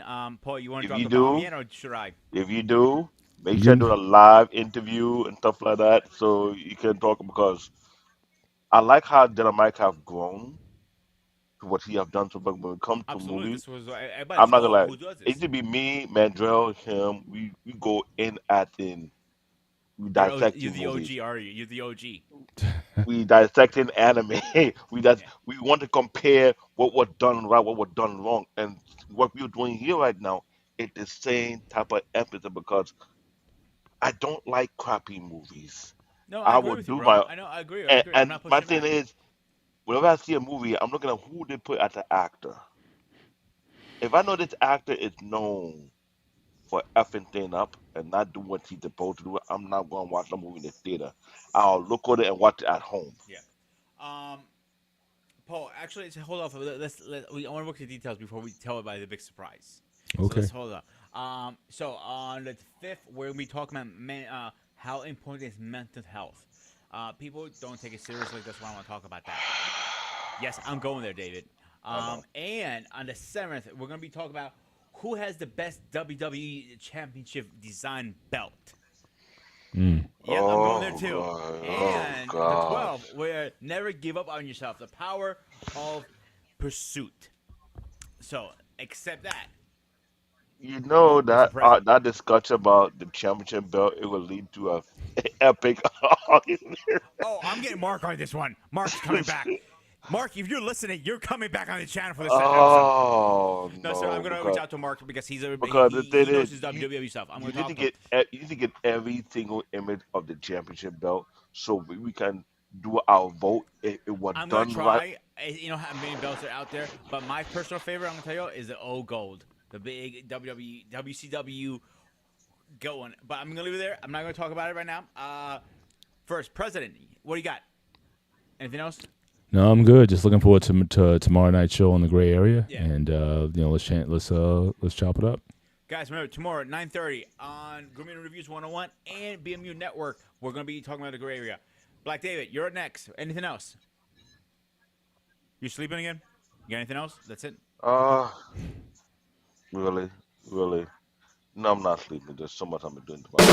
I'm looking forward for tomorrow's show, and I hope it'll be another great topic because I hate to say it, but I think to me the gray area show is the most relaxing show for me because I'm able to And the listen best show. to educated argument, educated point of view, tackling subject that have not been properly tackled and looking at multiple different angles. I don't like the ratchetness.